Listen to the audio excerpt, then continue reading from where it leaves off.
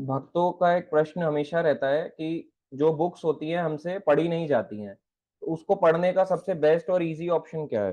तो best option है खुद से अध्ययन करना या फिर भक्तों के साथ। तो बुक्स पढ़ना सच में बहुत मुश्किल है, क्योंकि क्लास लेने में तो हमारी मेहनत नहीं लगती है, पढ़ने में अपनी ज़्यादा मेहनत लगती है। अगर आप ये सोचोगे कि बिना बुक पढ़े कोई इस धाम को चले जाए, भगवान के धाम को, इतना सरल है क्या? ऐसा कोई भी नहीं है। सबको शास्त्र पढ़ने ही पड़ेंगे। तो ये इज़िली आपको समझ भी आएँगे अगर आप इनको पढ़ोगे। बहुत ईज़ी है देखो, जैसे आज हम ईशोपनिषद पे क्लास ले रहे हैं तो कितनी पतली बुक है, बहुत छोटी है बट बहुत यूज़फुल बुक है। तो आज हम इस बुक को पूरा डिटेल में बताएँगे कि ये बुक है क्या? ठीक है? तो जिनके पास ये बुक नहीं आई है अभी भी, तो वो बता सकते हैं, या अगर किसी के पास नहीं है तो ग्रुप में मैंने शेयर कर दिया वैसे, पर्सनल भी भेज दूँगा, मोस्टली सबके पास होगी ये। तो इसमें 18 मंत्रास हैं। एक है जिसको हम कहते हैं इंट्रोडक्शन, इसमें यहाँ पे इसका इंट्रोडक्शन दिया गया है। तो आज हम यहाँ से स्टार्ट करेंगे इंट्रोडक्शन से, कोशिश करेंगे पहला श्लोक भी ले लें, नहीं तो हम एटलीस्ट इतना तो पढ़ेंगे ही।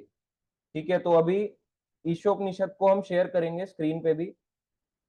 जिसको स्क्रीन विजिबल ना हो वो एक बारी बता दें।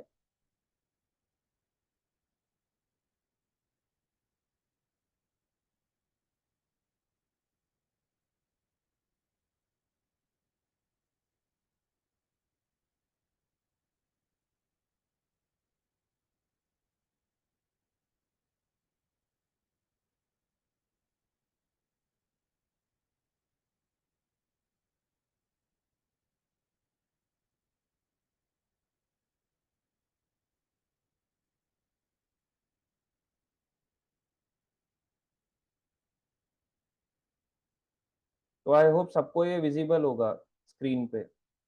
अगर नहीं है तो प्लीज आप शेयर कर देना कि विजिबल नहीं है।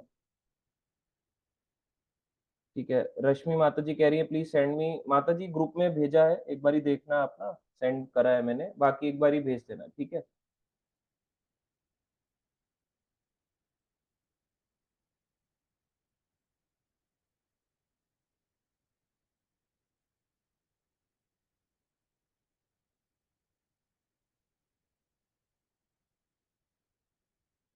तो ये पूरी बुक है ईशोपनिषद पे। तो आज हम इसका पहले हम कंटेंट्स देखेंगे कि इसमें है क्या। यहाँ पे आप देखना है प्रभुपाद जी की सारी बुक्स दे रखी हैं कि कौन कौन सी उन्हें लिखी हैं, और नीचे आप जाओगे तो नीचे जाके आपको और भी बुक्स के बारे में मिल जाएगा। और यहाँ पे इसका इंडेक्स है नेक्स्ट पेज पे ईशोपनिषद का।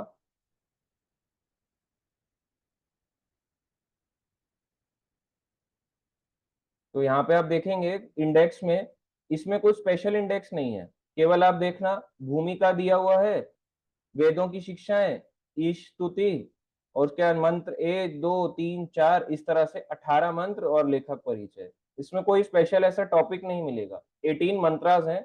आज हम इसमें से पढ़ेंगे ईशोपनिषद है क्या। तो टोटल उपनिषद कितने हैं कौन बताएगा? हम हैंड रेस करके लिखेंगे, पूछेंगे कितने उपनिषद हैं, तो हम अनम्यूट करके उनको बताना होगा। हाँ, अरुणांशु प्रभु जी।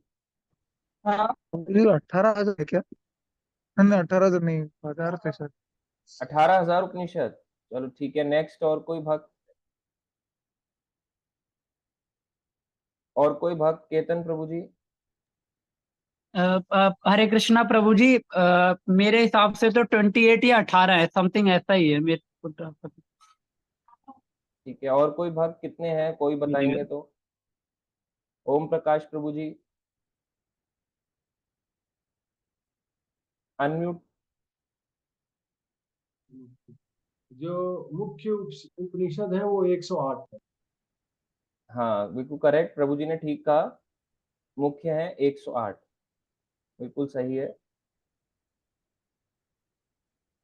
तो 108 उपनिषद है, तो इस उपनिषद को ही हम क्यों पढ़ रहे हैं? इतने सारे उपनिषद होते हैं, औरों को भी हम पढ़ सकते हैं 108 में से। तो आज आपको यहीं पे इंट्रोडक्शन में इसके बारे में पूरा बताया जाएगा कि यही क्यों।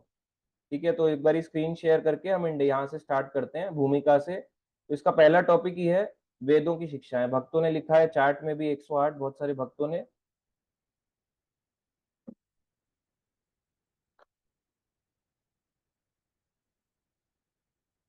तो भूमिका कौन पढ़ेगा?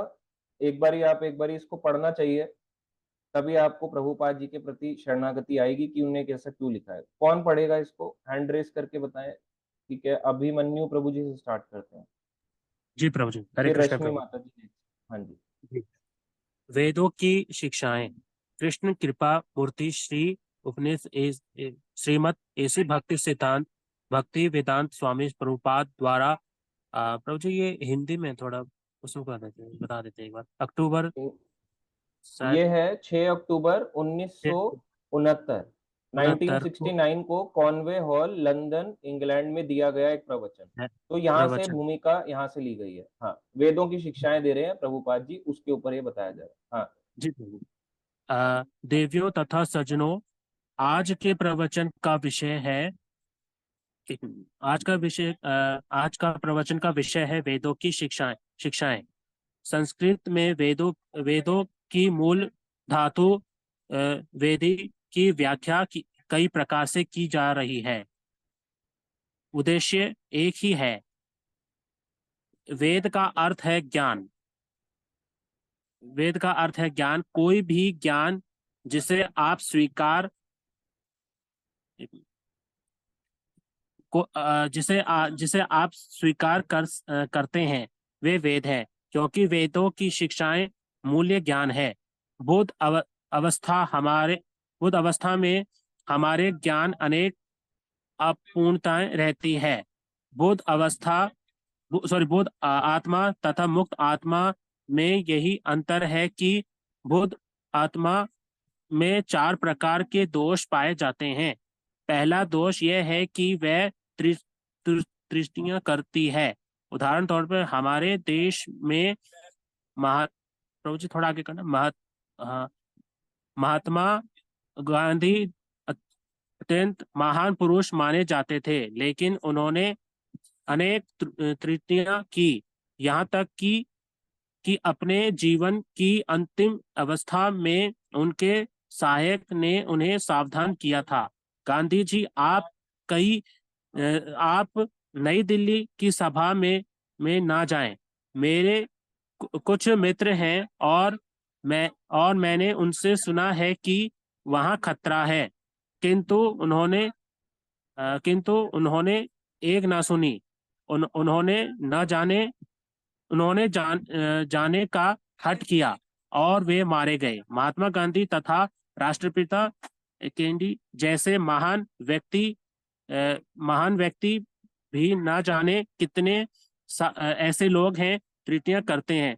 त्रुटि करना मनुष्य का स्वभाव है। यह बुद्ध आत्मा का एक दोष है। दूसरा दोष है भ्रमित होना। हरे कृष्णा, थैंक यू प्रभु जी। हाँ जी जी जी, धन्यवाद। तो इसमें बताए गए हैं 4 दोष के बारे में। कौन कौन सा है यहाँ पे सबसे पहले बता रहे हैं।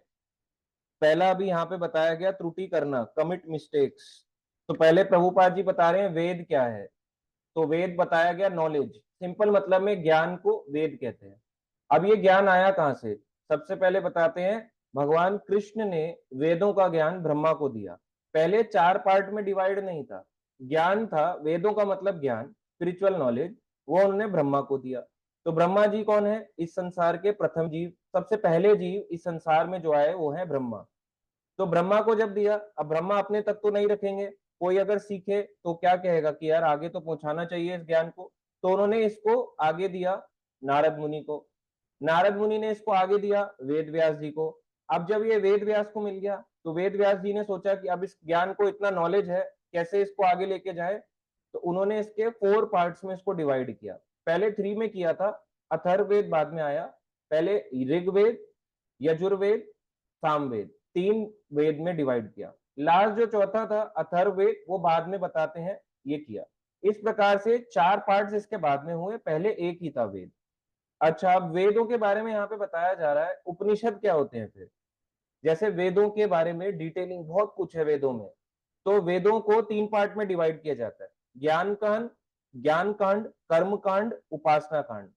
तो ना तो हम ज्ञान मार्ग पे चलते हैं ना कर्म कांड पे चलते हैं, हम वेदों के उपासना कांड पे ज्यादा ध्यान देते हैं।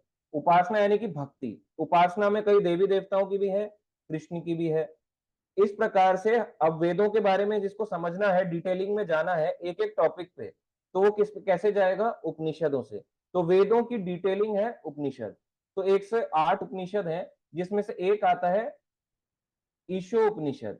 ठीक है, तो आज हम उस पर करेंगे। तो प्रभुपाद जी बता रहे हैं कि मनुष्य में 4 त्रुटियां होती है। पहली कौन सी? पहली होती है, हमारे जो हमने DYPH के सेशन में भी बताया, वो होती है कमिट मिस्टेक्स। हमने एक बताया था ICIC, एक बैंक भी है ICIC। तो आई मतलब इम्परफेक्ट सेंसेस, हमारी इंद्रियां अपूर्ण है, हम इस दीवार के पार नहीं देख सकते। मैं नहीं देख सकता कि आप अपने घर पे बैठ के क्या कर रहे हैं, कैमरा ऑफ करके खाना खा रहे हैं, नहा रहे हैं, या सोते सोते सुन रहे हैं। तो मैं नहीं देख सकता, हमारी इंद्रियां अपूर्ण है। दूसरा है, क्या था? आई यानी इम्परफेक्ट सेंसेस, है ना, भ्रमित, हमारी जो इंद्रियां हैं अपूर्ण है। दूसरा था कमिट मिस्टेक्स, C यानी कमिटिंग मिस्टेक्स। तो हम हर समय मिस्टेक्स ही करते रहते हैं। तो ये हमारा काम है। अगर कोई बोले कोई इस संसार में परफेक्ट आदमी बताओ, इस संसार में कोई भी परफेक्ट नहीं है। हर किसी ना किसी ने मिस्टेक करी होगी और वो आगे करेगा। ये ह्यूमन बॉडी का एक डिफेक्ट है, ये रहेगा हमारे साथ लाइफ टाइम का। कम करे ज्यादा करे पर करेगा जरूर। तीसरा है इल्यूजन, यानी भ्रमित में रहना। हमेशा भ्रमित रहते हैं हम लोग, हमें पता नहीं चलता भ्रम कैसे रहते हैं। जैसे मान लो, अभी आप कुछ खट्टा खाओगे, खट्टा खाने के बाद, जैसे आपने नींबू खाया, नींबू खाने के बाद अगर आप क्या खाओगे, आप खाओगे संतरा, तो आपको मीठा लगेगा। मगर वही संतरे के बाद नींबू खाओगे तो खट्टा लगेगा। तो हम भ्रमित रहते हैं, हमें नहीं पता चलता, इल्यूजन में रहते हैं हम हर समय। अब कोई बोले प्रभु जी मैं माया से मुक्त हो गया हूँ, इस संसार में कोई भी माया से मुक्त नहीं है। अभी आपको अगर पता चलेगा माया के बारे में, माया बहुत बहुत शक्तिशाली है। इस संसार में आप अकेले माया को तार ही नहीं सकते। अगर आप सोचोगे केवल मैं घर बैठ के ऐसे बुक्स पढ़ लूं, अगर देखो बुक्स पढ़ना इतना इजी होता, सारे लोग तर चुके होते।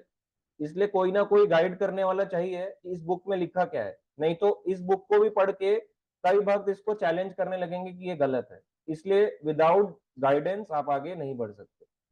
तो इसलिए हम लोग कैसे रहते हैं? भ्रमित रहते हैं। हमें लगता है जैसे यही हो गया सबसे बड़ा भ्रमित, कि ये मेरे पास बुक आ गई है, मेरे को स्पॉन से मिल गई है, 40 रुपए की खरीदी है, अब मुझे आ जाएगा, हो गया मेरा काम, कल्याण हो गया मेरा।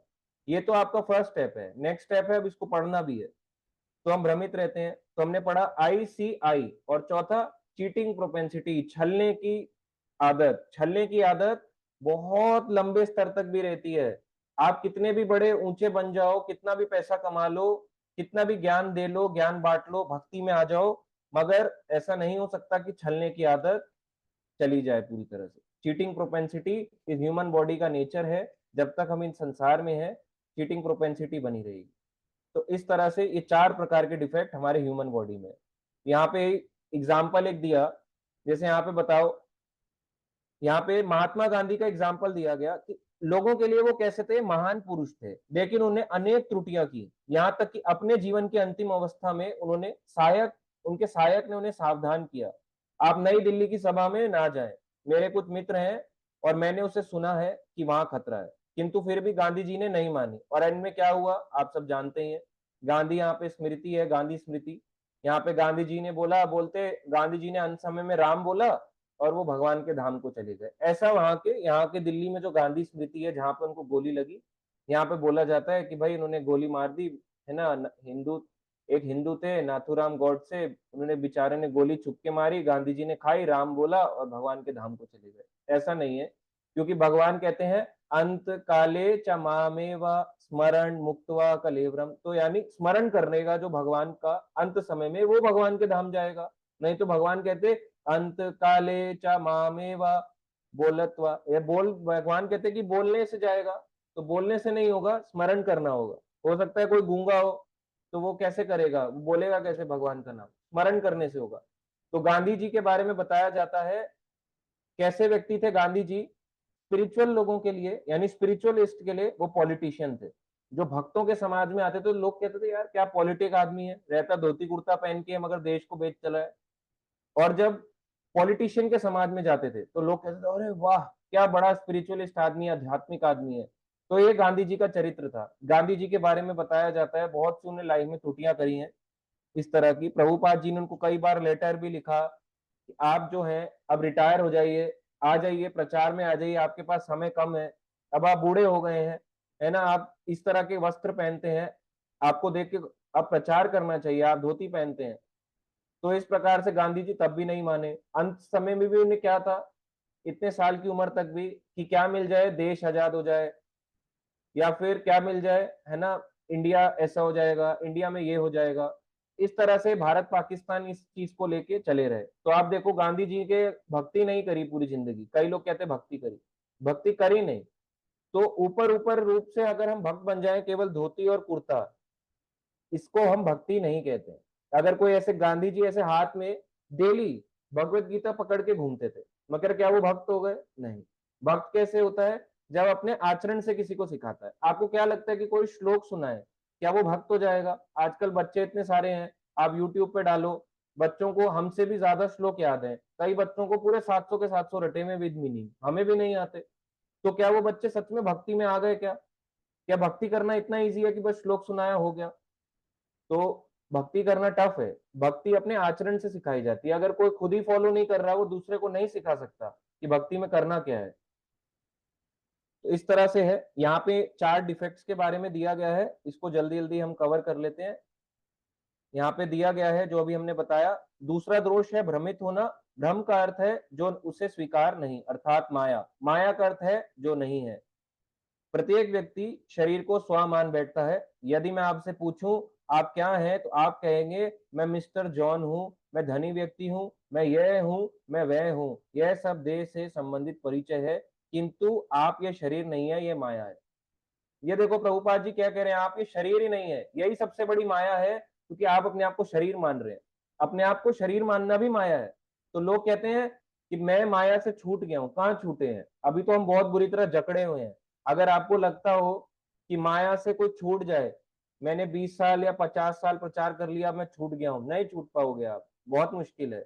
इसके बारे में कई एग्जाम्पल्स भी हैं जो आपको मिलेंगे। बहुत लोगों का हो जाता है, समय काल परिस्थिति के अनुसार फॉल डाउन भी हो जाता है। तो आप कभी ये नहीं कह सकते कि मैं माया से बच गया हूं। तो ये बहुत बड़ा भ्रम है। भ्रमित होना ह्यूमन बॉडी की टेंडेंसी है, तो खत्म नहीं हो सकती। ठीक है, इसको जल्दी जल्दी मैं इसको कर लेता हूँ। ये 4 डिफेक्ट के बारे में फिर माता जी पढ़ेंगी। तीसरा दोष है धोखा देने की प्रवृत्ति। ये तो हमारी सबसे ज्यादा है, ये तो हर कोई जानता है हमारी है। प्रत्येक व्यक्ति में दूसरे को ठगने की प्रवृत्ति पाई जाती है। कोई व्यक्ति पहले दर्जे का मूर्ख क्यों ना हो, किंतु वह भी अत्यंत बुद्धिमान होने का दिखावा करता है। सब लोग देखो कैसे होते हैं।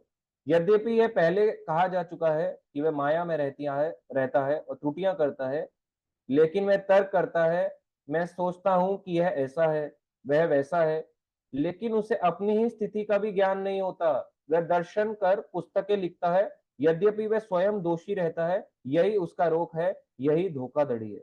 इसका मतलब आप समझे? उसको खुद ज्ञान नहीं है कि मैं लिख क्या रहा हूं। ये कौन होते हैं? आजकल के कमेंट्रीज करने वाले। जैसे आज मैं एक मेट्रो में मिला मेरे को, उन्होंने मुझे कहा मैं ना आपका कुर्ता बड़ा अच्छा लग रहा है। मैंने कहा बहुत अच्छी बात है। अब अच्छा आपको कुर्ता अच्छा लगा, तो कह रहे आप कहाँ कौन सी गीता पढ़ते हैं? मैंने कहा मैं ये वाली गीता पढ़ता हूँ, भगवत गीता यथारूप। कह रहे आजकल मार्केट में तो बहुत सारी आ रही हैं, हम तो कंफ्यूज हैं कि आप कौन सी पढ़ो। तो मैंने उन्हें बोला कि देखो, ठगने की यानी चीटिंग प्रोपेंसिटी बहुत ज्यादा है, हर जगह है, वो खत्म नहीं हो सकती। आप वो पढ़ो जिससे लोगों का जीवन बदलता हुआ दिख रहा है, लोग खुश दिख रहे हैं। क्या आपको मैं डिप्रेशन में दिख रहा हूँ? कह रहे नहीं, आप बहुत खुश दिख रहे हो। मैंने कहा क्या आपको जो लोग फॉलो करते हुए दिख रहे हैं वो डिप्रेशन में दिख रहे हैं? कह रहे नहीं, वो भी खुश दिख रहे हैं। तो मैंने कहा देखो रिजल्ट आपके सामने है। जो भगवत गीता आपको अच्छा आउटपुट दिखा रही है लोगों का, आप वो गीता पढ़ो। तो वो आज के समय में Bhagavad Gita as it is यानी यथारूप है, आप इसको पढ़ो, अपने घर लेके जाओ।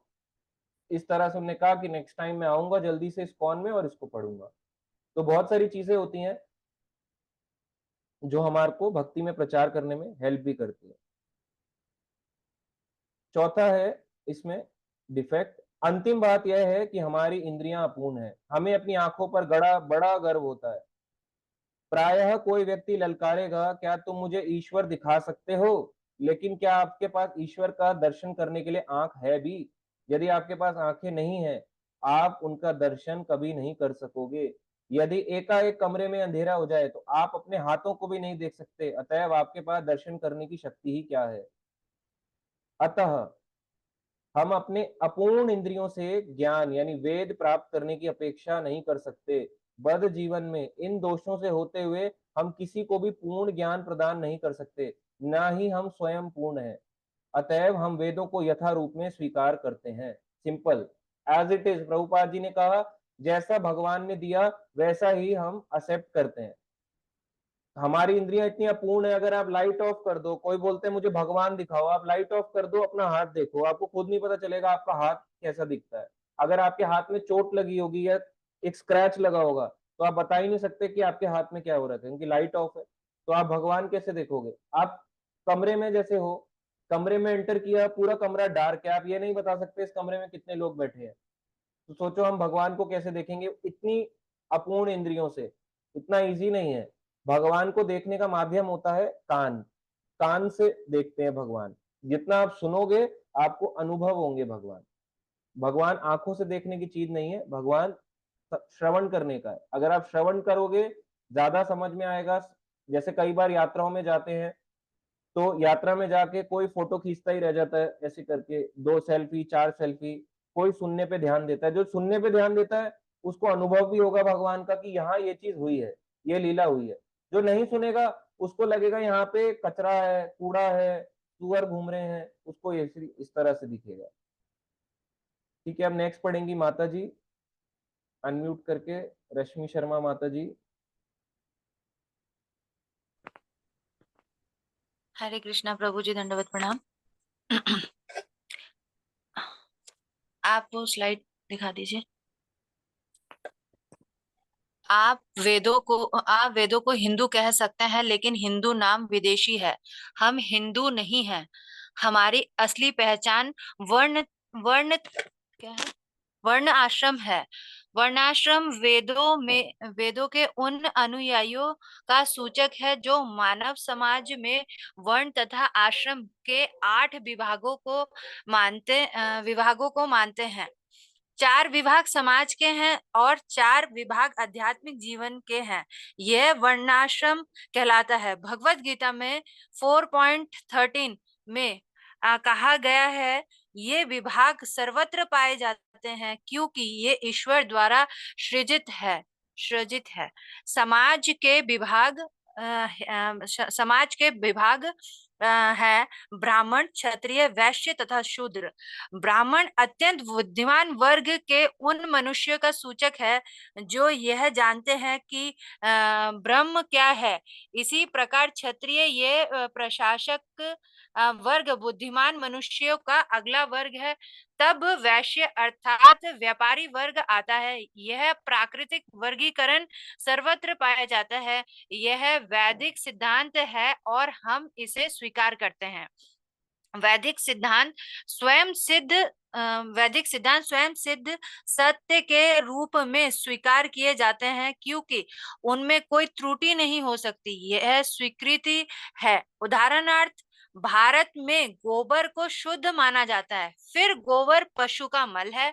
एक स्थान पर आप यह वैदिक आदेश पाएंगे कि यदि आप मल को छू लेते हैं तो आपको तुरंत स्नान करना होगा, लेकिन दूसरे स्थान पर यह कहा गया है कि गाय का मल गोबर शुद्ध होता है।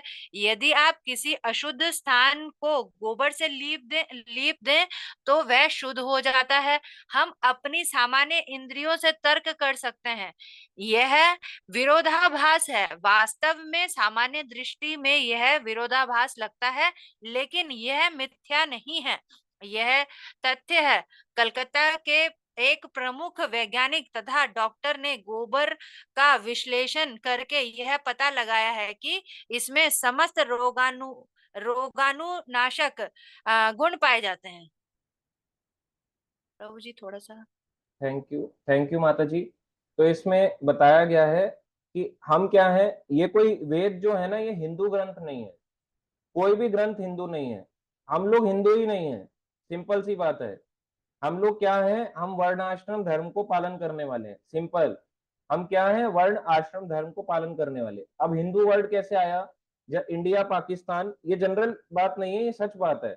इंडिया पाकिस्तान जब हो गया अलग, बॉर्डर सेपरेट हो गए 1947 में, अब बॉर्डर सेपरेट हो गए तो वहां पे बीच में सिंधु नदी बहती है। आज भी बह रही है, ऐसा नहीं है वो सूख गई है।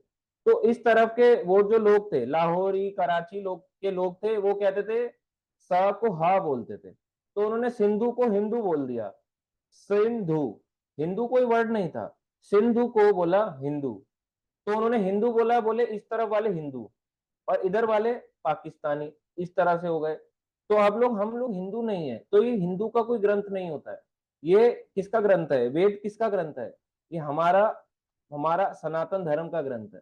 यानी कि सनातन धर्म मतलब क्या? मेरा, यानी मैं एक सनातन जीव आत्मा, और भगवान कृष्ण, मेरा और भगवान कृष्ण में क्या संबंध है, ये सनातन धर्म का ज्ञान है। तो इसमें बताया जाता है वर्ण आश्रम जो है, इसमें 4 वर्ण आते हैं और 4 आश्रम आते हैं। 4 वर्ण जो हैं कौन कौन से? ब्राह्मण, क्षत्रिय, वैश्य, शूद्र, ये 4 वर्ण हो गए। तो ये क्या है? ये मटेरियल लाइफ के लिए है, यानी शरीर से जो हम है इस तरह से, इसके लिए है ये वर्ण। अब जैसे कोई वर्ण, ब्राह्मण कैसे होता है? By birth.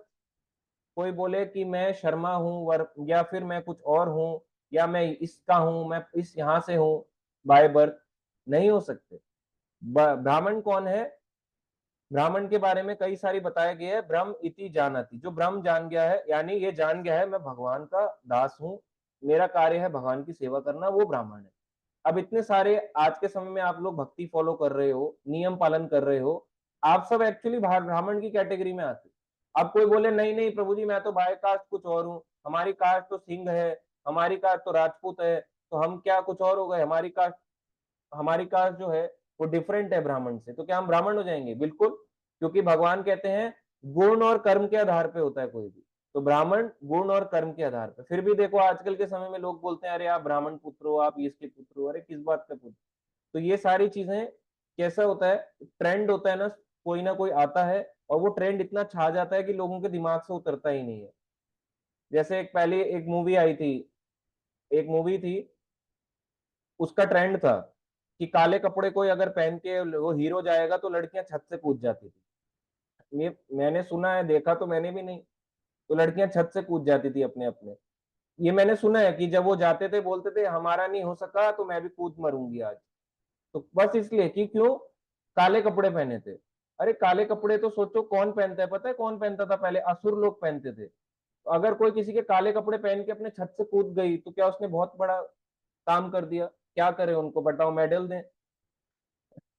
तो आप खुद सोचो, ट्रेंड होते हैं ये, तो लोगों ने ट्रेंड को बिगाड़ा है, सिंधु हिंदू कर दो, है ना। जैसे दिल्ली में था, दिल्ली के लोग जैसे यहाँ पे जाओगे तो आप जाओगे, यहाँ पे एक जगह है खान मार्केट, वहां पे कई ऐसी शॉप्स हैं ड्राई फ्रूट्स की, तो वो लोग आपको बोलेंगे पैसे की जगह पैहे, क्योंकि वो लाहौरी होते हैं, बाहर के होते हैं, उनको नहीं समझ आता, पैहे बोलते हैं, तो उनकी लैंग्वेज में वो इजीली बोल देते हैं। ऐसे ही सिंधु को उन्होंने हिंदू बोल दिया, तो लोगों ने टाइटल लगा दिया, मीडिया में टाइटल लग गया, हर जगह नई न्यूज आ रही है, यही फेसबुक इंस्टा हर जगह अपलोड हो रहा है, लोगों को लग रहा है हिंदू टाइटल हो गया। तो ये सारे टाइटल भौतिक होते हैं। तो हमारा जो कर्म है और गुण है उसके आधार पे हम ब्राह्मण, क्षत्रिय, वैश्य, शूद्र होते हैं, ना कि अपने कास्ट के हिसाब से।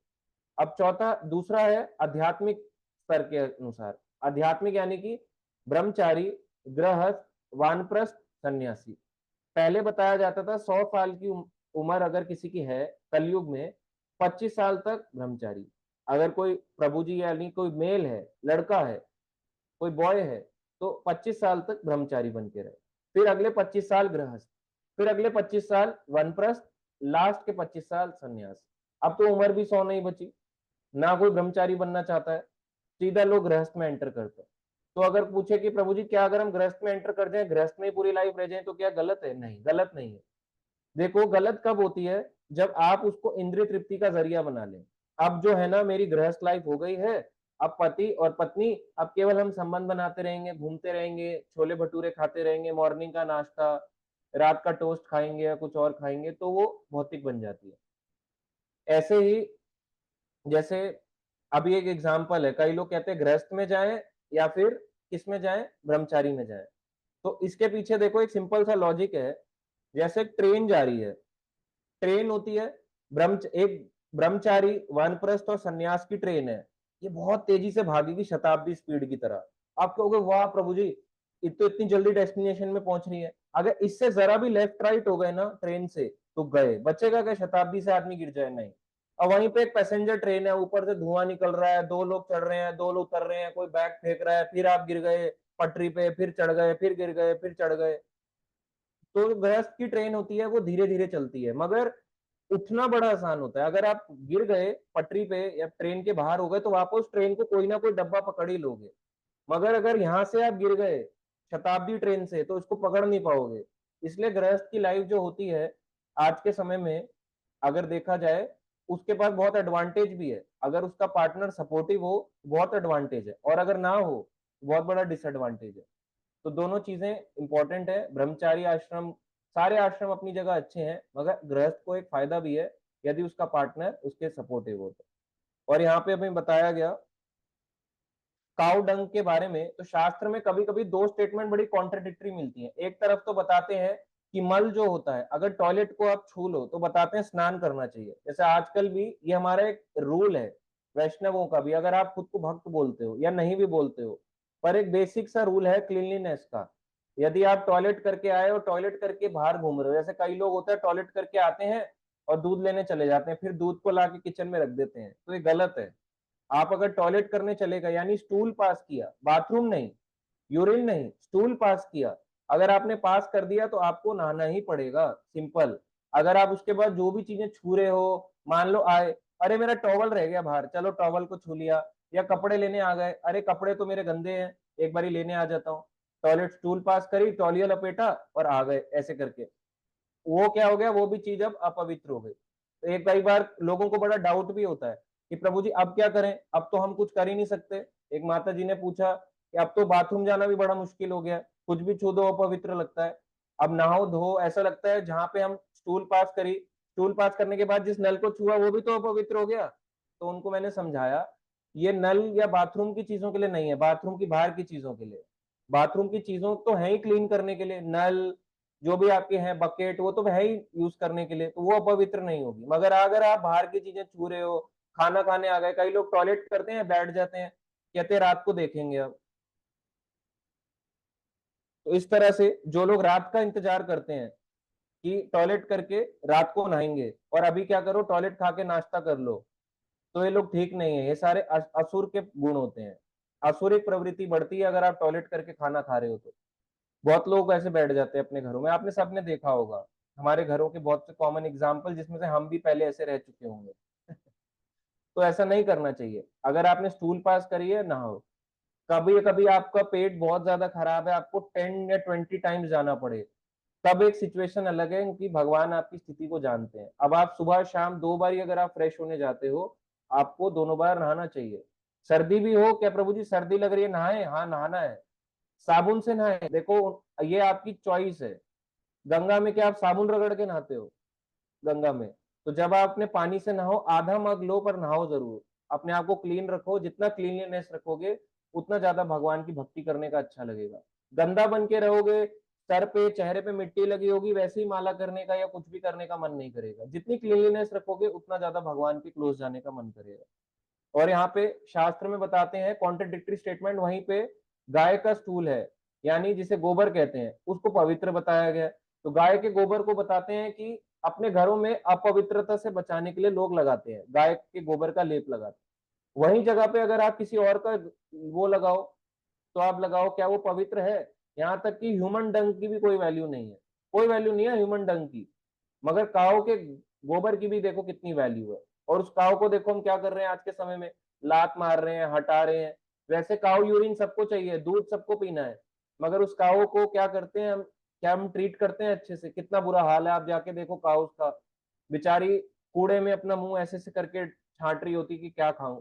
क्या आप जिसको अपनी मदर बोलते हो, क्या आप चाहोगे कि आपकी मदर, बताते हैं शास्त्र की काऊ भी हमारी बायोलॉजिकल मदर के बराबर ही है। बायोलॉजिकल यानी जिसने हमें जन्म दिया है, वो काऊ भी हमारी उतनी वैल्यू है हमारी। तो अपनी मदर जो हमारी घर की माँ है, वो बेचारी बेड पे सो रही है, उनको तो आप एसी चला के सुला रहे हो, मगर बेचारी जो गाय बाहर खड़ी हुई है उसको आप कह रहे हो कि जाओ कूड़े पे खा ले। क्या आपका फर्ज नहीं बनता उनको खिलाने का? तो हमें जरूर खिलाना चाहिए, जब भी दिखे कुछ ना कुछ खिलाओ गाय को। और यहाँ पे बताया जाता है ऐसी शास्त्र में कॉन्ट्रडिक्टरी स्टेटमेंट आपको मिलेंगी। जैसे कई जगहों पे आप गीता में भी देखेंगे आप उठाओगे, 2 गीता की बुक्स उठाओ, एक इस्कॉन की और एक कहीं बाहर की, आपको कॉन्ट्रडिक्ट हो जाओगे अगर आप खुद से पढ़ोगे। प्रभु जी यहाँ तो ऐसा लिखा है, इसमें ऐसा लिखा है, प्रभुपाद जी ने तो वर्ड बदल दिया, इधर कुछ और लिखा है, इसको सही मानूं या इसको सही मानूं। इसलिए गाइडेंस की जरूरत पड़ रही है। तो कई लोग जो गाइडेंस के बिना भक्ति कर रहे होते हैं वो ज्यादा समय नहीं टिक पाते, इसलिए तो उनको माया खींच लेती है, क्योंकि वो किसी की गाइडेंस में नहीं होते। वो सोचते हैं किसको क्या रिपोर्ट करना, छोड़ो ना, हमें क्या करना। तो इसलिए वो लोग जल्दी निकल जाते हैं। ठीक है, अभी हम आगे बढ़ेंगे, क्वेश्चंस भी हम सबके लेंगे साथ साथ। एक माता जी का छोटा सा क्वेश्चन है,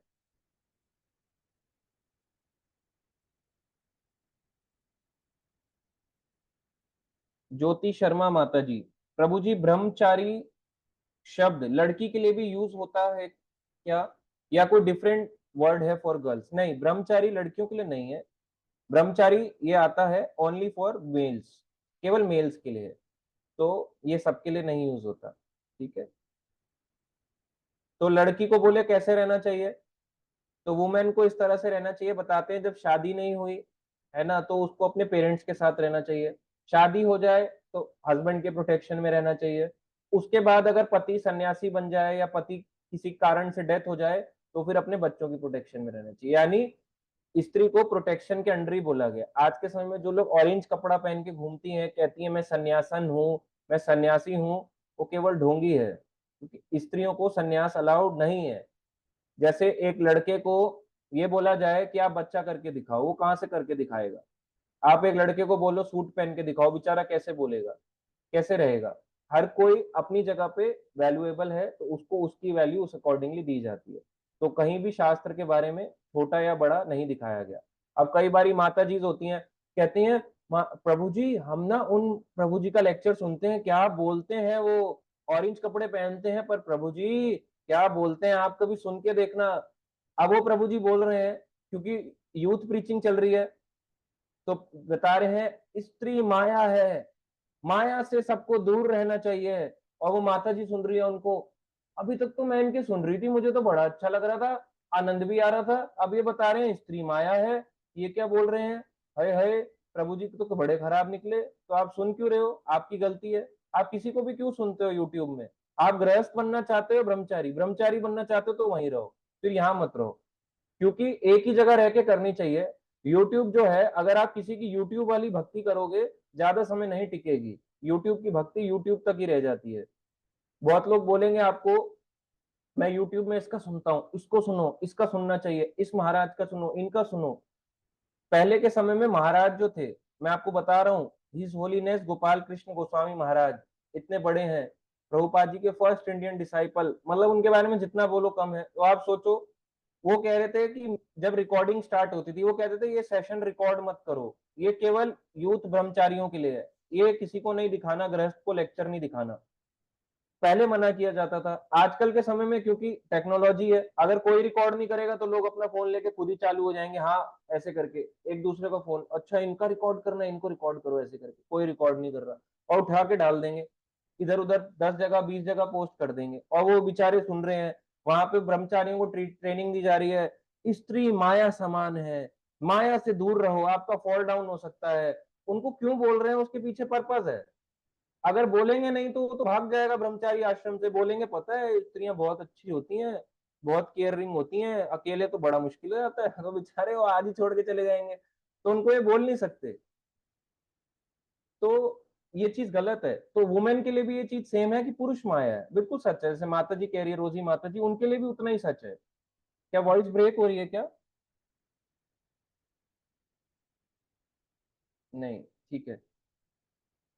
कनिका माता जी लिखती हैं, प्रभु जी इफ माता वोंट बी मैरिड, तो ऐसा देखो नहीं है, शास्त्र में तो देखो नहीं बताया गया कि माता जी इसको मैरिज नहीं करनी चाहिए, करनी चाहिए। उसके पीछे रीजन है क्योंकि वो किसी ना किसी की गाइडेंस में रहेगी। अब आप बोलोगे प्रभु जी पूरा समाज ही हमें तो खराब दिखता है, सारे प्रभु जी हमें खराब दिख रहे हैं, ऐसा नहीं है, अच्छे लोग भी हैं समाज में, बुरे भी हैं तो अच्छे भी हैं।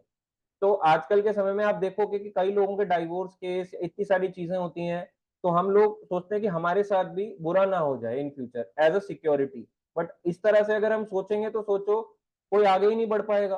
बेचारे भक्त होंगे, वो गृहस्थ में आना चाहेंगे। क्या आप चाहते हो कि सारे प्रभु जी ब्रह्मचारी बन जाएं, कोई गृहस्थ दिखे ही ना आपको मंदिर में? फिर आपको छोटे बच्चे कहाँ से दिखेंगे?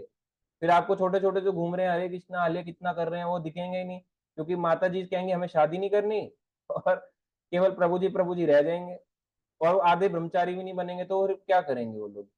इसलिए मैरिजेस करनी चाहिए, कोई गलत नहीं है, पर टाइम लेके समझदारी से करनी चाहिए, कोई भी चीज का जल्दीबाजी नहीं करना है। ठीक है। और एक और क्वेश्चन है कि स्त्रियों के लिए क्या वो माया है? प्रभु जी हाँ, वो भी माया हो सकते हैं, कोई भी किसी के लिए भी माया हो सकता है। हो सकता है जैसे प्रभु जी होते हैं, एक बारी की बात है, यही दिल्ली की बात है, ठीक है, तो यहाँ पे एक प्रभु जी थे, तो वो ऑरेंज पहन के दिखते थे मेरे को, ऑरेंज में दिखते थे, तो मैं मंदिर में जाता था, मैं भी देखता था, हरे कृष्णा बोलता था उनको, तो मैं सोचता था अरे यार बड़ा बन ठन के रहते, एकदम सूट स्टिच, एकदम यहाँ का मंदिर है दिल्ली के, अरे यार क्या ब्रह्मचारी हैं, देखो इनके जैसे तो कोई दिखता ही नहीं, एकदम ऐसे करके यूं ऐसे पटका लेके एकदम नीट एंड क्लीन लाइन, कोई इधर हल्की सी भी वो नहीं जाती थी, कुर्ता एकदम प्रेस्ड, एकदम एकदम प्लेन कुर्ता। मैं कहता था बड़े हुए हैं, बड़े अच्छे से रहते हैं।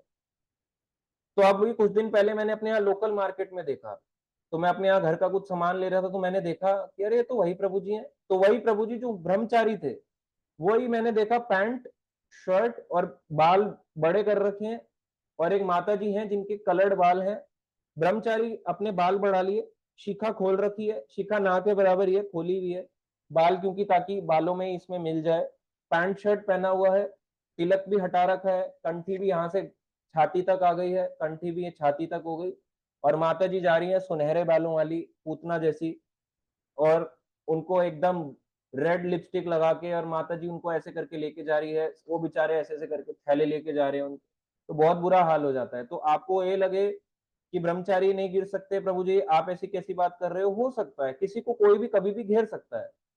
उनकी बताओ, उनको उन्होंने तो एकदम टिच रहते थे, ब्रह्मचारी आश्रम में रहते थे, फिर कैसे हो गया?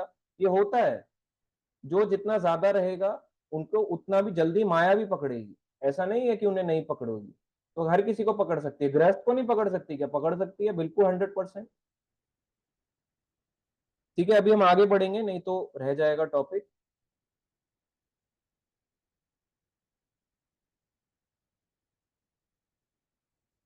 यहां से पढ़ेंगे, हैंड रेस करें भक्त जो पढ़ना चाहते हैं,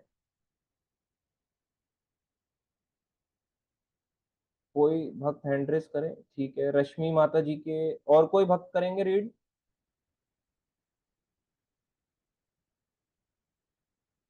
ठीक है, अनु माता जी आप पढ़ो।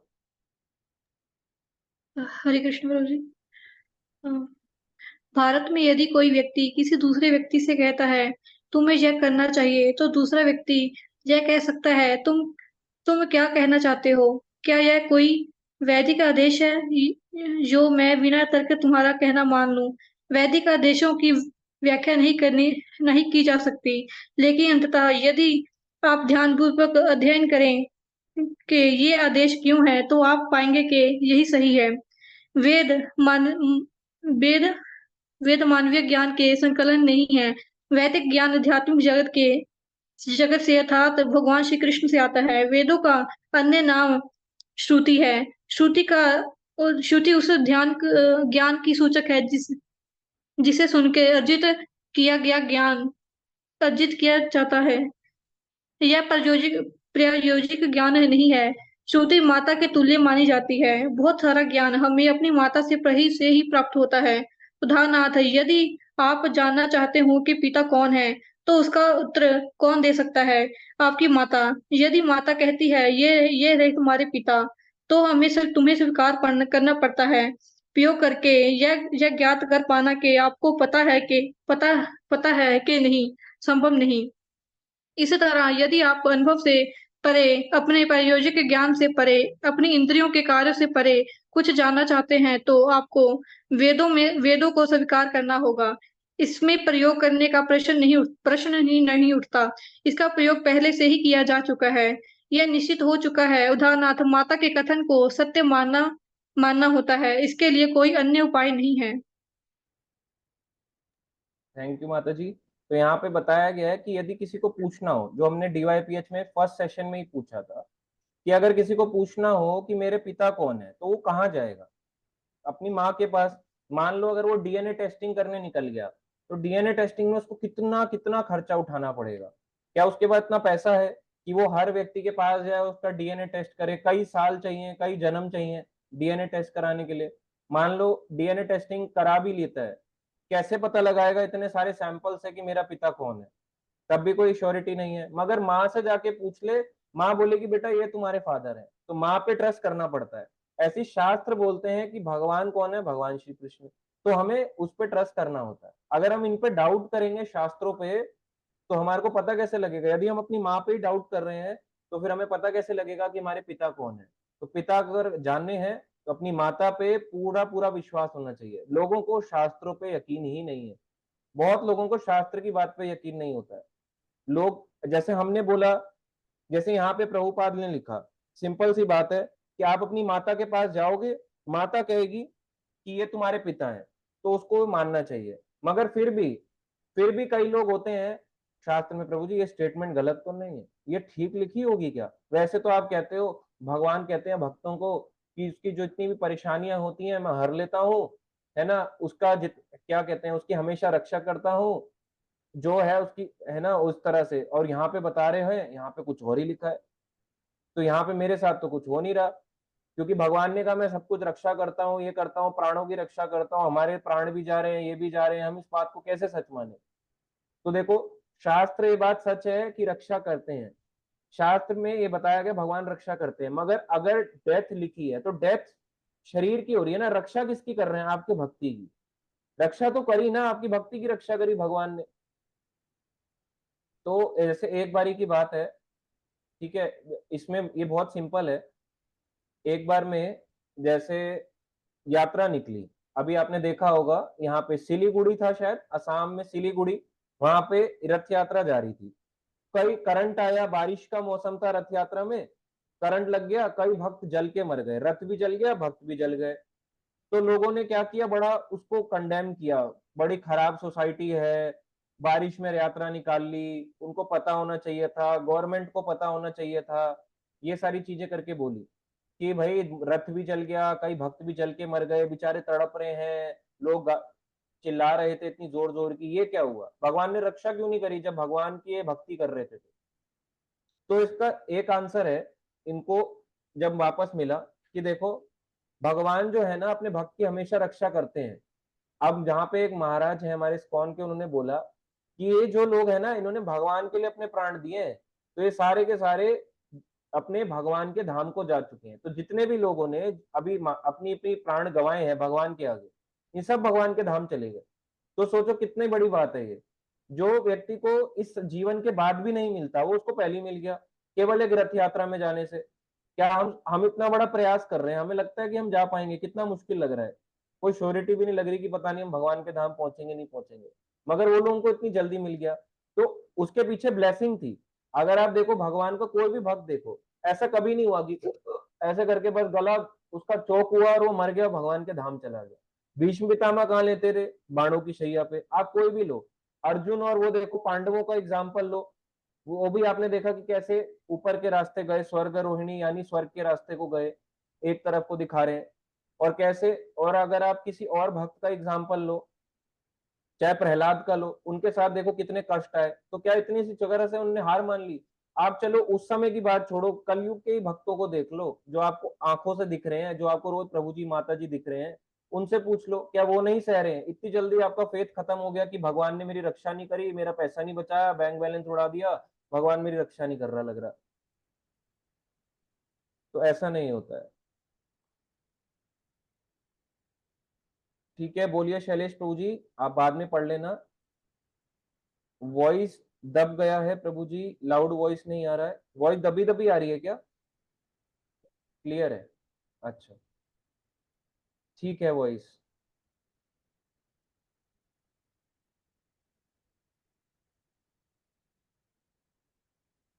अच्छा, एक क्वेश्चन है इसी के बीच में सेशन के कि Prabhu ji on this upcoming Tuesday I will 25, इसके बाद आई कैन एंटर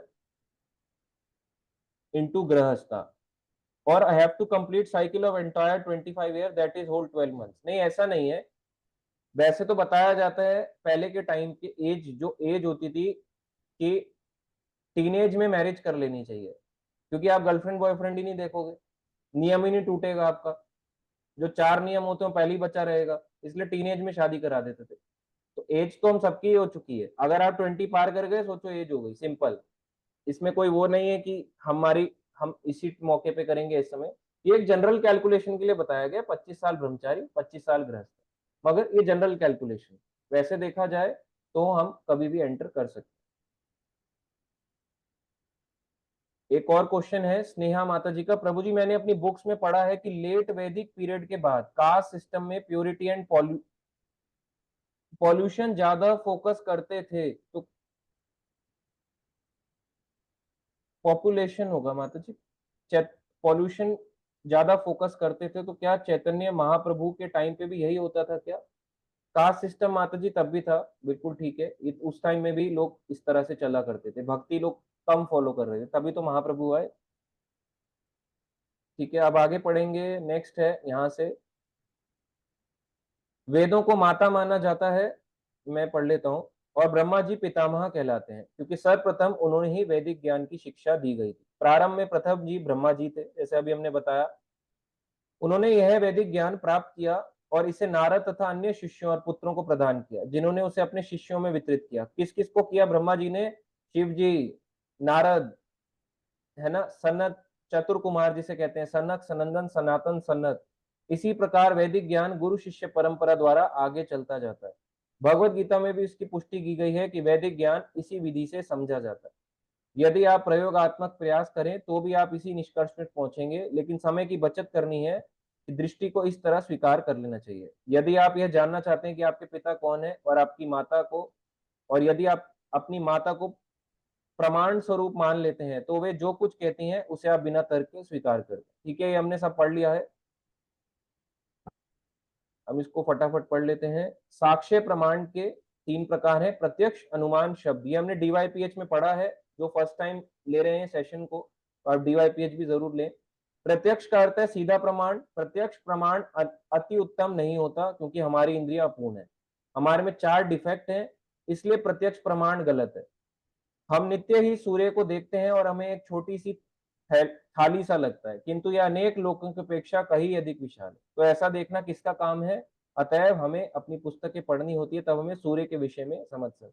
अतः प्रत्यक्ष अनुभव पूर्ण नहीं होता, तब आता है अनुमान, अनुमति, ज्ञान किसी कल्पना है, यह ऐसा हो सकता है। ठीक है, यहाँ पे आपने देखा है डार्विन की थ्योरी बताती है, उसका सिद्धांत बताता है कि ऐसा हो सकता है, वैसा हो सकता है, लेकिन यह कोई विज्ञान नहीं है, यह एक सुझाव है और पूर्ण भी नहीं है। किंतु यदि आप प्रामाणिक स्रोतों से ज्ञान प्राप्त करें तो वह पूर्ण है। यदि आपको रेडियो स्टेशन के अधिकारियों से कोई कार्यक्रम निर्देशिका प्राप्त हो तो आप उसे स्वीकार कर लेते हैं, आप उसे अस्वीकार नहीं करते। इसके लिए आपको कोई प्रयोग नहीं करना होता, क्योंकि यह ज्ञान प्रामाणिक स्रोतों से प्राप्त हुआ है। ठीक है, इसमें 3 प्रमाण बताए गए हैं, प्रत्यक्ष प्रमाण, अनुमान प्रमाण और शब्द प्रमाण। ये बहुत सिंपल है। प्रत्यक्ष यानी कि डायरेक्ट, यानी कि अपने इंद्रियों से ज्ञान लेना। हमारी इंद्रियां कैसी हैं? अभी हमने बताया इंद्रियां अपूर्ण है, तो हम क्या इंद्रियों से ज्ञान ले सकते हैं? नहीं ले सकते। इसके बाद हमने बताया अनुमान प्रमाण। अनुमान होता है जैसे एक हाथी है, अंधे लोग आ गए, एक कान छू रहा है, तो कान को देख के बोलेगा अरे ये तो कोई ढाल जैसी है। कोई हाथी के पैर को पकड़ेगा, बोलेगा ये तो पेड़ जैसा है। कोई हाथी की सूंड को पकड़ेगा तो कहेगा अरे ये तो कोई, है ना, तने जैसा है, रस्सी जैसा है। कोई बोलेगा उसकी पूंछ को पकड़ के अरे ये तो सांप है। अलग अलग तरीके से लोग अपना अपना अनुभव बताएंगे। अनुमान लगाना ठीक नहीं है, अनुमान से भी हम भगवान को नहीं जान सकते, ना तो हम डायरेक्ट ना अनुमान से जान सकते। हम जानेंगे केवल और केवल शब्द प्रमाण, यानी शास्त्र के थ्रू। शास्त्र माँ के समान है, माँ क्या कहना चाहती है भगवान के बारे में, इस तरह से हम जान सकते। ठीक है, अभी हम आगे बढ़ेंगे, नेक्स्ट पढ़ेंगे यहाँ से वैदिक ज्ञान से डॉक्टर रजनी माता जी। हरे कृष्णा प्रभु जी। वैदिक ज्ञान को शब्द प्रमाण कहा जाता है। इसका दूसरा नाम श्रुति है। श्रुति का अर्थ है कि इस ज्ञान को मात्र श्रवण विधि द्वारा प्राप्त करना होता है। वेदों का आदेश है कि दिव्य ज्ञान को समझने के लिए हमें अधिकारी, प्रामाणिक व्यक्ति से सुनना होता है। दिव्य ज्ञान वह ज्ञान है जो इस ब्रह्मांड में से परे है। इस ब्रह्मांड के भीतर तो भौतिक ज्ञान है और इसके परे दिव्य ज्ञान है। हम ब्रह्मांड के अंतिम छोर तक भी नहीं जा सकते तो भला आध्यात्मिक जगत तक कैसे जा सकते हैं। इस तरह पूर्ण ज्ञान अर्जित कर पाना असंभव है। एक आध्यात्मिक आकाश है, एक अन्य प्रकृति है जो व्यक्त तथा अव्यक्त के परे है।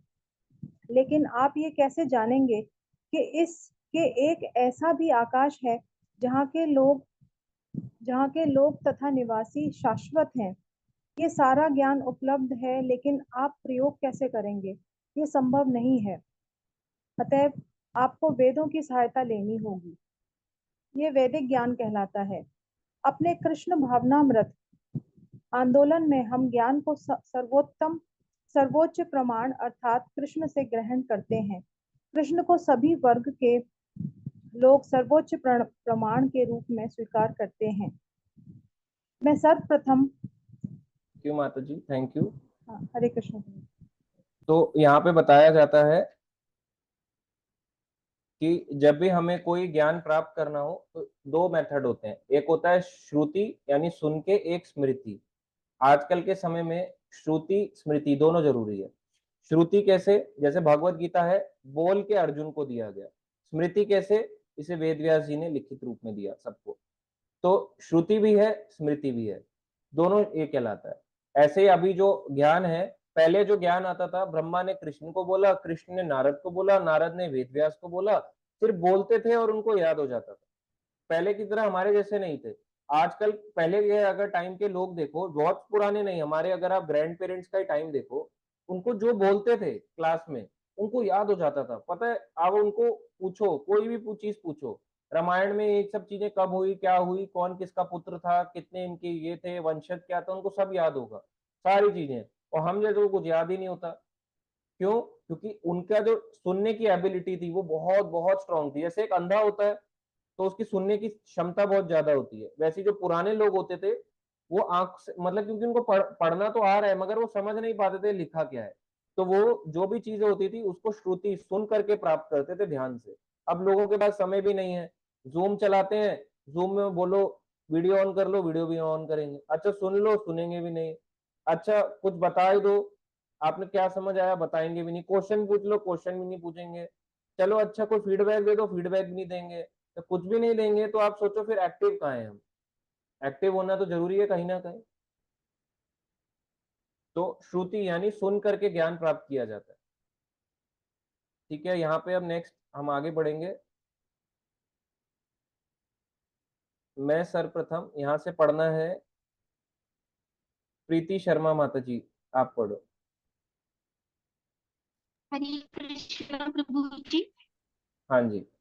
मैं सर्वप्रथम दो प्रकार के आध्यात्मवादियों के विषय में बात करूंगा। आध्यात्मवादियों का एक वर्ग निर्विशवादी या मायावादी कहलाता है। ये सामान्यतः वेदांती कहलाते हैं, जिसमें शंकराचार्य प्रमुख हैं। दूसरे प्रकार के आध्यात्मवादी वैष्णव कहलाते हैं, यथा रामानुजाचार्य, मध्यमाचार्य, विष्णु स्वामी, शंकर संप्रदाय तथा विष्णु संप्रदाय दोनों ये ही कृष्ण को पूर्ण पुरुषोत्तम भगवान के रूप में स्वीकार किया है। शंकराचार्य को निर्विशवादी माना जाता है क्योंकि उन्होंने निर्विशवाद का निराकार ब्रह्मा का उपदेश दिया। लेकिन यह तथ्य है कि प्रवचन साकारवादी थे। उन्होंने भगवत गीता पर अपने भाग्य को लिखा। पुण्य पुरुषोत्तम भगवान नारायण इस दृश्य जगत से परे हैं और आगे फिर इसकी पुष्टि करते हैं।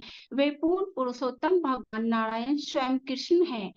उन्होंने देवकी तथा वासुदेव के पुत्र के रूप में जन्म लिया। उन्होंने उनके माता पिता के नामों का विस्तृत रूप से उल्लेख किया। इस तरह सभी आध्यात्मवादी कृष्ण के पुरुषोत्तम भगवान के रूप में स्वीकार करते हैं। इसके विषय में कोई संदेह नहीं है। कृष्ण भावनामृत में हमारे ज्ञान का स्रोत अप्रत्यक्ष भगवत गीता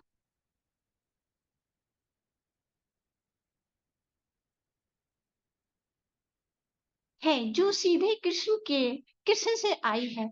हमने भगवत गीता यथारूप प्रकाशित की है, क्योंकि हमने कृष्ण जिस रूप में बोलते हैं उसी रूप में हमें उन्हें बिना अपनी किसी व्याख्या के स्वीकार किया यही स्वीकार वैदिक किया है। ज्ञान थैंक है। यू माता जी, थैंक यू। तो यहाँ पे दो प्रकार के अध्यात्मवादियों की चर्चा हुई है। एक बताया गया निर्विशेषवादी, जैसे प्रभुपाद का प्रणाम मंत्र आता है, निर्विशेष शून्यवादी पाश्चात्य देश तारिणी। तो निर्विशेषवादी कौन होते हैं? ईश्वर को निराकार बताने वाले, ये सारे निर्विशेषवादी हैं। आपको लगेंगे तो अध्यात्मवादी, क्योंकि वो लोग भी आप देखोगे सुबह उठ जाएंगे 4 बजे, गंगा स्नान के लिए आ जाएंगे, है ना, हरि ओम नारायण ऐसे करके पूरे मंत्र बोलेंगे, मगर क्या है, वो ईश्वर को निराकार मानते हैं। वो कहते हैं निराकार है, निराकार ने ये स्वरूप धारण किया है, निराकार राम बन के आए, निराकार कृष्ण बन के आए, इस तरह से वो लोग मानते। तो इस तरह के जो अध्यात्मवादी होते हैं इन्हें निर्विशेषवादी कहते हैं, यानी मायावाद। और सारे लोग अगर आप बोलो हमें कहाँ मिलेंगे, अपने आसपास जितने भी लोग आप देख रहे हो चलते फिरते घूमते हुए, सारे मायावादी हैं, कोई भक्ति नहीं है। अगर आप एक्चुअली देखोगे तो ये सारे चलते फिरते लोग, पड़ोसी, मेरा रिश्तेदार, सब तो मायावाद है। ईश्वर के अस्तित्व को जो नहीं मानता मायावाद है, सिंपल। उन्होंने अपनी अपनी पूजाएं बना रखी है ना। होलिका मैया की जय। अरे होलिका पता है कौन है? होलिका प्रहलाद को मारना, उनका दहन किया जा रहा है, तो आप ये क्यों बोल रहे हो होलिका मैया की जय? अरे मैया थोड़ा है, वो असुर है। उनको लोग कह रहे हैं होलिका मैया की जय। अभी जैसे अभी ये है, फास्ट है, आपको पता है सबसे पहले नवरात्रि का फास्ट किसने रखा? अहि रावण। सबसे पहला नवरात्रा रखा अहि रावण ने। तो आप सोचो क्यों रखा? ताकि मैं राम और लक्ष्मण को मार डालूं। पर्पस उसका देखो क्या था नवरात्रा फास्ट रखने का? राम और लक्ष्मण को मार डालना, ये फास्ट पर्पस है, उसने फास्ट रखा। अलग अलग पुराणों में अलग अलग आती हैं, मगर एक रीजन ये भी था कि अहि रावण ने फास्ट रखा। तो क्या आप राम लक्ष्मण को मारना चाहते हो, यही फास्ट रखना चाह रहे हो आप? तो हमारे लिए नहीं है, ये डिवोटीज के लिए केवल एक ही है, एकादशी करो, रामनवमी करो, ये सब करो, सफिशियंट है। क्योंकि जितना हम ज्यादा लगेंगे ना, उतना हम मेंटली कंफ्यूज होते जाएंगे, ये करूँ ना करूँ, ये करूँ ना करूँ। जड़ में पानी डालो, सारी पत्तियां हरी भरी हो जाएंगी। ये वैष्णव सिद्धांत है कि भगवान कृष्ण को पूजो, सारे देवी देवता अपने आप प्रसन्न हो जाएंगे। ईश्वर निराकार नहीं है, साकार है, क्योंकि हम उनके बच्चे हैं। अगर हमारा पिता ही निराकार होगा तो हम कैसे साकार हो सकते? हम भी निराकार होते। तो इसलिए वैष्णव सिद्धांत ये कहता है। तो ये मायावाद आया कहां से? शंकराचार्य जी से। शिव जी जब कलयुग में आए, शंकराचार्य का रूप धारण करके आए, शिव जी ने सारे लोगों को बोल दिया, भाई जितना भी संसार के लोग हैं, है ना, हम सब क्या है? जीवात्मा है, हम है तो आत्मा, मगर आत्मा भगवान में लीन हो जाती है, हम निराकार हैं। तो शिव जी ने ऐसा क्यों किया? इसके पीछे मैंने एक पूरी बहुत बड़ी क्लास भी दी। उनको भगवान कृष्ण ने बोला कि पूरे संसार को भ्रमित कर दो, ये बोल के कि लोग निराकार हैं। भगवान कृष्ण का डायरेक्शन पे उन्होंने ऐसा किया है। अपनी इच्छा नहीं थी कि चलो मेरा मन कर रहा है, खाली बैठे हैं क्या करें, ये वाला डायलॉग बोल देते। उनकी इच्छा थी कृष्ण की, क्योंकि कृष्ण भगवान नहीं चाहते कि ढोंगी लोग, कपटी लोग भक्ति में आए, उनको पहले ही साइड कर देते। और वैष्णव मत में भी बहुत कम लोग टिक पाते।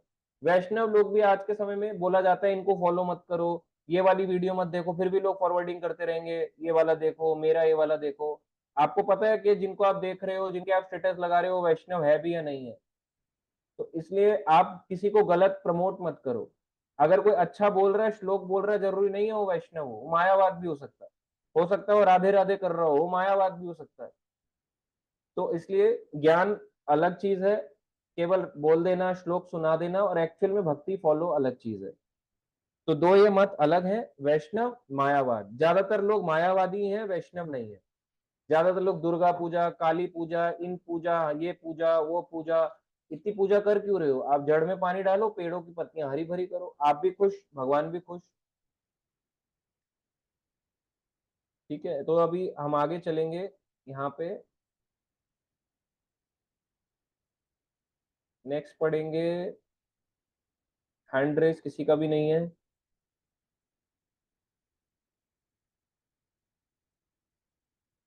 ठीक है, रश्मि माता जी। हरे कृष्णा प्रभु जी। चूंकि वेद ज्ञान शुद्ध होता है, अतएव हम उसे स्वीकार करते हैं। कृष्ण जो भी कहते हैं हम स्वीकार, प्रभु जी वो बार हटा दीजिए तो मुझे दिख जाएगा, स्वीकार करते हैं। यही कृष्ण भावनामृत है। इससे समय की काफी बचत होती है। यदि आप सही प्रमाण या ज्ञान स्रोत को स्वीकार करते हैं तो आपके समय की अत्यधिक बचत होती है। उदाहरणार्थ, भौतिक जगत में ज्ञान की दो पद्धतियां है। निगम निग क्या है निगमनिक निगमनिक निगमनिक तथा आगमनिक। निगमनिक विधि में आप मनुष्य को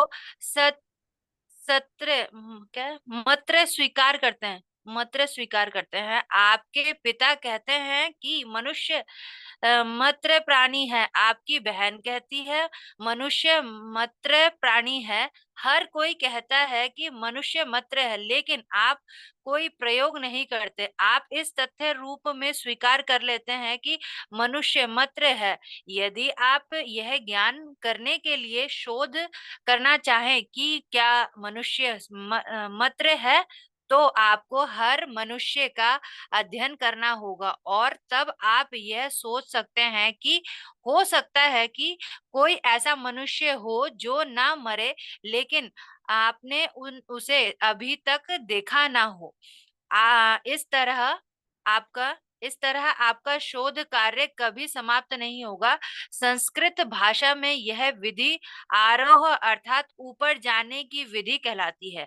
यदि आप अपनी अपूर्ण इंद्रियों के द्वारा अपने किसी निजी प्रयास से ज्ञान प्राप्त करना चाहते हैं तो आप कभी भी सही निष्कर्ष तक नहीं पहुंचेंगे। ऐसा असंभव है। ब्रह्म संहिता में एक कथन है, आप ऐसे। थैंक यू माता जी। तो यहाँ पे बताया गया है एक छोटे से एग्जाम्पल के लिए कि दो तरह की थ्योरी होती है ना। हिंदी में यहाँ पे लिखा हुआ है, तो इंग्लिश में इसका मतलब है इंडक्टिव, और इंग्लिश यहाँ पे है डिडक्टिव। एक थ्योरी है सिंपल सी, हर कोई कहता है कि मनुष्य जो है ना वो मर जाएगा, शरीर मर जाता है, मनुष्य मर जाता है। कौन बोल रहा है? पिता भी बोल रहे हैं, माँ भी बोल रही है, कजन भी बोल रहे हैं, भाई बहन भी बोल रहे हैं, फ्रेंड भी बोल रहे हैं, हर कोई जगह पे ऑफिस वाले भी बोल रहे हैं कि शरीर तो भाई मर जाता है। ये बात सत्य है, मानी या नहीं मानी, इजी वे में उसको समझ आ गया। दूसरा है कि वो खुद जांच करने निकलेगा, जांच पड़ताल पे पहुंचेगा, मनुष्य मरता है या नहीं मरता, मरता है या नहीं मरता। तो क्या वो किसी कंक्लूजन पे कभी पहुंचेगा? नहीं, और ऐसी जान गवा बैठेगा। तो दो लोग होते हैं, इजी वे में समझते हैं। एक बारी प्रभुपाद के बेटा था, उसने कहा कि नहीं नहीं मुझे उंगली डालनी है ना, वो टेबल फैन होता है उसके लिए झगड़ा कर रहा था। तो प्रभुपाद ने कहा नहीं, उंगली नहीं डालते, अगर आप उंगली डालोगे कट जाएगी, है ना। तो प्रभुपाद ने मना किया। तो कई लोग होते हैं बोलने से समझ जाते हैं कि ये आपको नहीं करना है, ये गलत है। और कई लोग होते हैं एक्सपीरियंस से सीखते हैं। तो प्रभुपाद ने क्या किया, अपने बेटे की उंगली ली, यूं ऐसे करके टेबल फैन में डाल दी, और रोने लग गया कि आपने मेरे साथ ऐसा क्यों किया। कह रहे जब मैं आप तुम्हें कह रहा था कि तुम गलत हो, उसने से ही समझ जाना चाहिए था। अब कई बार भक्त पूछते रहेंगे क्या प्रभु जी ये सही है, क्या मैं सही कर रहा हूँ ये चीज? अरे आपको समझ होना चाहिए कि अगर एक चीज बोल दी गई है तो वही सही है। अब आप या तो एक्सपीरियंस के रूट से जाओ या डायरेक्ट समझ जाओ। जो डायरेक्ट समझ जाता है अपना टाइम सेव कर लेता है, जो एक्सपीरियंस लेके जाएगा उसको टाइम लगेगा। ये सारी चीजें होती हैं। तो अब हम नेक्स्ट आगे बढ़ेंगे, इसमें थोड़ा सा रह गया है, फिर इसको हम कंप्लीट कर लेंगे।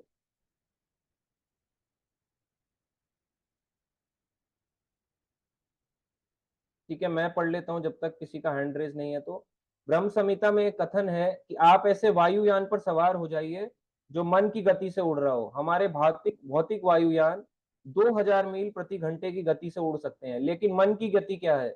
आप अपने घर में बैठे बैठे भारत के विषय में सोचें, जो मान लीजिए 10,000 मील दूर है, तो तुरंत ही यह मन आपको आपके घर में पहुंचा जाता है। आपका मन वहां पहुंच गया है। मन का वेग इतना तेज है, अतएव यह कहा गया है यदि आप लाखों वर्षों तक इसकी गति से यात्रा करें, आप पाएंगे कि आध्यात्मिक आकाश असीम है, उस तक पहुंचना भी संभव नहीं है। अतएव वैदिक आदेश है कि मनुष्य को प्रामाणिक आध्यात्मिक गुरु के पास अनिवार्यतः जाना ही चाहिए। आप इसको स्क्रीनशॉट ले लो, 50 जगह ले लो, इसको अपने पोस्टर पे लगा लो, बेड पे लगा लो, ये हर जगह लगा लो। मनुष्य को प्रामाणिक आध्यात्मिक गुरु के पास अनिवार्यता जाना ही चाहिए। यहाँ पर अनिवार्य शब्द का प्रयोग किया गया है, और आध्यात्मिक गुरु की योग्यता क्या होनी चाहिए? उसी वैदिक संदेश को सही स्रोत से और सही ढंग से सुने होना चाहिए, उसे ब्रह्म में दृढ़ता से स्थापित होना चाहिए। यही 2 गुण है, अन्यथा वह प्रमाण नहीं है। सिंपल। भक्त को जो गति होती है ना, मन की गति बहुत तेज होती है। आप अपने मन से पहले पहुंच सकते हैं कहीं पे भी। अगर आज आपको अमेरिका जाना हो, क्या फ्लाइट खरीद सकते हो? नहीं, मगर मन से पहुंच सकते हो। युधिष्ठिर से पूछा यक्ष ने कि सबसे तेज गति किसकी है, तो युधिष्ठिर ने बोला मन की गति। कोई बोलेगा लाइट की गति, नहीं, लाइट की इतनी तेज नहीं है, लाइट को आने में भी कुछ सेकंड लगते हैं, मन को सेकंड्स भी नहीं लगते। मन यहाँ से बैठा बैठा कहीं भी चला जाता है। यहाँ पे मन लग बैठोगे, सोचोगे गोलोक के बारे में, गोलोक में मन पहुंच जाएगा। मन की गति सबसे तेज है। तो इसी तरह से यहाँ पे बताया गया है। और यहाँ पे बताया गया है आध्यात्मिक ज्ञान अगर आपको चाहिए, अनिवार्य है कि आपको प्रमाणिक गुरु या प्रमाणिक किसी ना किसी के अंडर गाइडेंस में रहना ही चाहिए। आप नहीं बढ़ सकते आगे, सिंपल है। आप भक्ति कर ही नहीं सकते, भक्ति प्रगति ही नहीं होगी, जाओगे कैसे? मान लो स्कूल में एडमिशन ले लिया, पैसे दे दिए, फीस भर ली, बुक्स खरीद ली, मगर टीचर ही नहीं है पढ़ाने वाला, तो आप टेस्ट कैसे दोगे? टेस्ट ही नहीं मिलेगा आपको लाइफ का। जब माया का टेस्ट आएगा, टेस्ट लेगी, फेल हो जाओगे। वो कहेगी अच्छा कौन से उसमें थे, अच्छा यहाँ पे पढ़ते थे, चलो हटाओ, इनको आगे कर दो। अगर वो आप बोलोगे नहीं नहीं हमने तो किसी की क्लास नहीं ली, कहीं जुड़े ही नहीं, अच्छा है कुछ जुड़ा ही नहीं, कुछ सुना ही नहीं, साइड हो जाओ, इनको फेंक दो, ये किसी काम के नहीं है। अभी तक इन्होंने स्कूल में ढंग से एडमिशन लिया, क्लास ही नहीं लिया, तो सुनेंगे क्या? तो कई लोग कहते हैं प्रभु जी हम भक्ति कर रहे हैं, बहुत आनंद आ रहा है। मैंने कहा ज्यादा समय नहीं आएगा, कुछ समय के बाद ये आपको भारी लगेगा और छोड़ दोगे। किसी ना किसी की गाइडेंस होनी चाहिए, चाहे बच्चा हो तो पेरेंट्स की हो, पेरेंट्स हैं तो किसी एल्डर की हो, किसी बाहर वाले भक्त की हो, किसी ना किसी की तो होनी चाहिए। जहां भक्ति में गाइडेंस ही नहीं है, डर ही नहीं है, सपोर्ट ही नहीं हो, भक्ति क्या? हर कोई भक्ति में आगे बढ़ता ही ऐसे है। और उसका भी देखो प्रामाणिक होना चाहिए। यहाँ पे उसको भी लिखा है, जो बोल रहा है कि कोई भी है, अनिवार्य शब्द का प्रयोग किया गया है। आध्यात्मिक गुरु की योग्यता क्या होनी चाहिए? उसे वैदिक संदेश को सही स्रोत से, सही सोर्स से, सही ढंग से सुने होना चाहिए। ऐसा ना हो कि उसने खुद ही सही ढंग से नहीं सुना हुआ है। उसे ब्रह्म में दृढ़ता से स्थापित होना चाहिए। ब्रह्म यानी कि ये मानना कि मैं भगवान जीवात्मा हूं, इसमें दृढ़ता, स्ट्रांगली इस बात को एक्सेप्ट करना चाहिए। यही 2 गुण है, अन्यथा वह प्रमाण नहीं है। सिंपल। अगर वो आपको शरीर का ज्ञान दे रहा है, इधर उधर की बातें कर रहा है, तो वो ज्ञान नहीं दे रहा। जैसे एक यहाँ पे मंदिर है दिल्ली के आर के पुरम में, एक बारी मेरे पेरेंट्स चले गए, तो वहां पे जाने के बाद, उस समय में भक्ति में नहीं था, तो वहां पे जाने के बाद एक पंडित था, उन्होंने कहा ये वाली पूजा करा लो। पूजा कराने के लिए क्या होता है, माइक और डेक है, उसने ऐसे करके चलाया अपना, ऐसे करके, है ना, वो अपना आराम से ऐसे बैठे हुए हैं, अपना ऐसे बैठने के बाद माइक और ऐसे डेक चला के ऐसे चलाया, एक तरफ से मंत्र उच्चारण हो रहे हैं और एक तरफ से ट्रांस म्यूजिक आ रहा है, इधर से चल रहा है ओम स्वस्ति नारायण, इधर से कुछ और, उधर से, और वो अपना बैठ के केवल ऐसे 2 बार ऐसे करके, एक बड़ी सी वो ली, अगरबत्ती ली, ऐसे करके, ऐसे करके गोल करके ऐसे जला दी, ऐसे हवा में उड़ा दी, और बड़ा खुश हो गया, अरे वाह क्या पूजा हुई है। तो आप देखो कितना ढोंग है समाज में, कुछ है ही नहीं। तो ये प्रमाणिक का है, इन्होंने सही स्रोत से सुना होता तो क्या कभी ऐसे कर रहे होते, पूजाएं कर रहे होते? कलयुग की सबसे बड़ी पूजा है हरि नाम कीर्तन।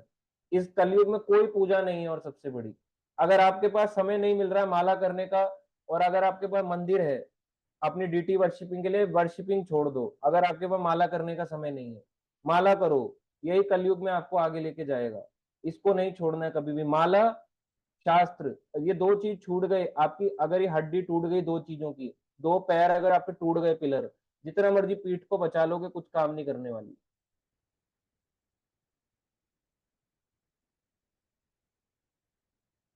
आगे यहां से पढ़ेंगे, ये है कृष्ण भावनामृत। जिसने नहीं पढ़ा हो, कोई ऐसा भक्त जिसने नहीं पढ़ा, हाँ, गनिका माता जी आप पढ़ो। हाँ जी प्रभु जी। यह कृष्ण भावनामृत। प्रभु जी हटा दीजिए ब्लैक वाला।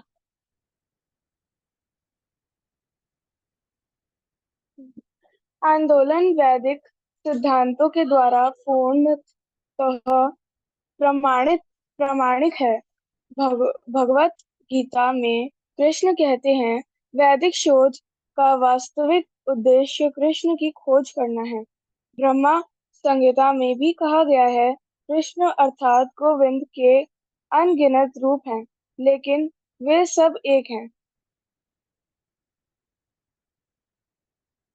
वे हमारे जैसे रूप नहीं हैं, जो विनाशशील है।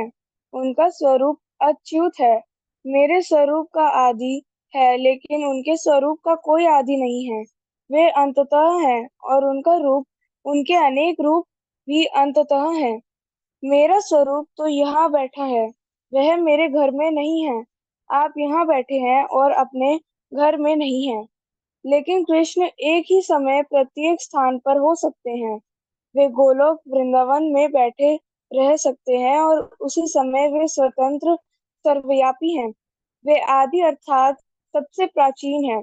लेकिन जब जब भी आप कृष्ण के चित्र को देखते हैं तो वे 15-20 वर्ष के तरुण दिखते हैं। आप कभी भी उन्हें वृद्ध नहीं पाएंगे। आपने भागवत गीता में सारथी रूप में कृष्ण का चित्र देखा है। उस समय वे 100 वर्ष से कम नहीं थे। उनका प्रपौत्र थे, लेकिन तब भी वे बालक जैसे लगते थे। कृष्ण अर्थात ईश्वर कभी बूढ़े नहीं होते। यह उनकी परम शक्ति है, और यदि आप वैदिक साहित्य का अध्ययन करने करके कृष्ण की खोज करना चाहते हैं, तो आप भ्रमित हो जाएंगे। ऐसा करना संभव हो सकता है, लेकिन अत्यंत कठिन। लेकिन आप उनके भक्त में उनके विषय में आसानी में जान सकते हैं। उनके भक्त होने आपको दे सकते हैं। ये रहे वे, उन्हें ग्रहण करो। यह है कृष्ण के भक्तों की शक्ति। थैंक यू माता जी। तो यहाँ पे बताया गया है, देखो लास्ट में यहाँ पे बताया गया, यदि आप वेदों को खुद से पढ़ने का प्रयास करोगे तो ये 100% आप डाइवर्ट हो सकते हो उस फिलोसफी से। आप भगवत गीता निकालो, 15वां अध्याय 15वां नंबर श्लोक, यहाँ पे लिखा है सारे वेदों के द्वारा, जितना भी वेद है, चारों वेद या जितने भी आप पुराण के लो, सारे ग्रंथों के द्वारा एक ही लक्ष्य है, भगवान कृष्ण को जानना। एक ही लक्ष्य है, तो कोई डिफरेंस नहीं है। कोई बोले वेद पढ़ रहे हो, आप भगवत गीता पढ़ा रहे हो, वेद पढ़ के आप अलग निष्कर्ष पे भी पहुंच सकते हो। आप कहोगे वेद में तो ये भी लिखा है, पशु बलि भी लिखी है, ये सब भी लिखा है, ये कर ले क्या, ये कर लेते हैं चलो।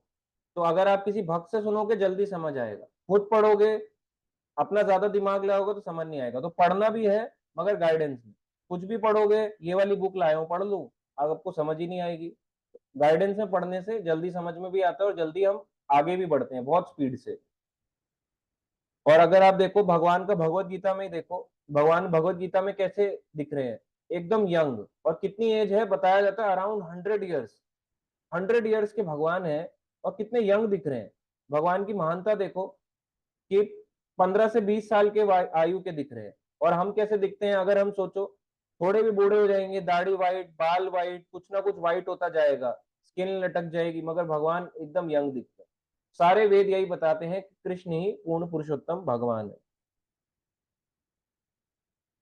ठीक है, अब हम आगे बढ़ेंगे इसमें, स्क्रीन शेयर करके दोबारा से मैं इसको पढ़ता हूं ताकि हम थोड़ा कवर कर लें। प्रारंभ में केवल एक वेद था और उसके पढ़ने की आवश्यकता नहीं थी। लोग इतने बुद्धिमान होते थे एवं उनकी स्मरण शक्ति इतनी तीव्र होती थी कि एक बार आध्यात्मिक गुरु के मुख से सुनकर वे इसे समझ लेते थे। वे संपूर्ण तात्पर्य को तुरंत ही ग्रहण कर सकते थे। लेकिन 5000 वर्ष पूर्व व्यासदेव ने इस कलयुग के लोगों के लिए वेदित को लिखित रूप से प्रदान किया।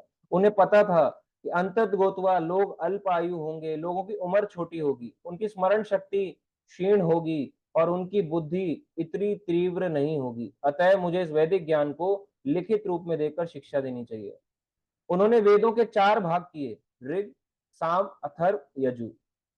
तब उन्होंने इन वेदों का कार्यभार अपने विभिन्न शिष्यों को सौंप दिया। तब उन्होंने मनुष्यों की अल्पज्ञ श्रेणी, स्त्री, शूद्र, द्विज बंधु का ध्यान दिया। उन्होंने स्त्री जाति, शूद्र जाति, श्रमिक या द्विज बंधु पर विचार किया। द्विज बंधु वो हैं उच्च कुल में उत्पन्न होते हैं लेकिन सम्यक रूप से शिक्षित नहीं होते। ब्राह्मण परिवार में उत्पन्न मनुष्य को यदि ब्राह्मण के रूप में योग्यता प्राप्त नहीं है तो वह द्विज बंधु कहलाता है। ऐसे लोगों के लिए उन्होंने महाभारत का, जिसे महाभारत का इतिहास कहते हैं, तथा 18 पुराणों का संकलन किया। इस तरह सारे पुराण, महाभारत, चारों वेद तथा अनेक उपनिषद, ये सब वैदिक साहित्य के अंश हैं। उपनिषद वेदों का अंश है। तत्पश्चात व्यासदेव ने विद्वानों तथा दार्शनिकों के लिए समस्त वैदिक ज्ञान का सार वेदांत सूत्र में प्रस्तुत किया। यह तो वेदों का अंतिम वचन है। इसके आगे भी मैं पढ़ लेता हूं थोड़ा सा। व्यासदेव ने अपने गुरु महाराज नारद जी के आदेश से वेदांत सूत्र की रचना की, लेकिन फिर भी वे संतुष्ट नहीं हुए। यहाँ तक कि यह एक लंबी गाथा है जिसका वर्णन श्रीमद् भागवत में हुआ है।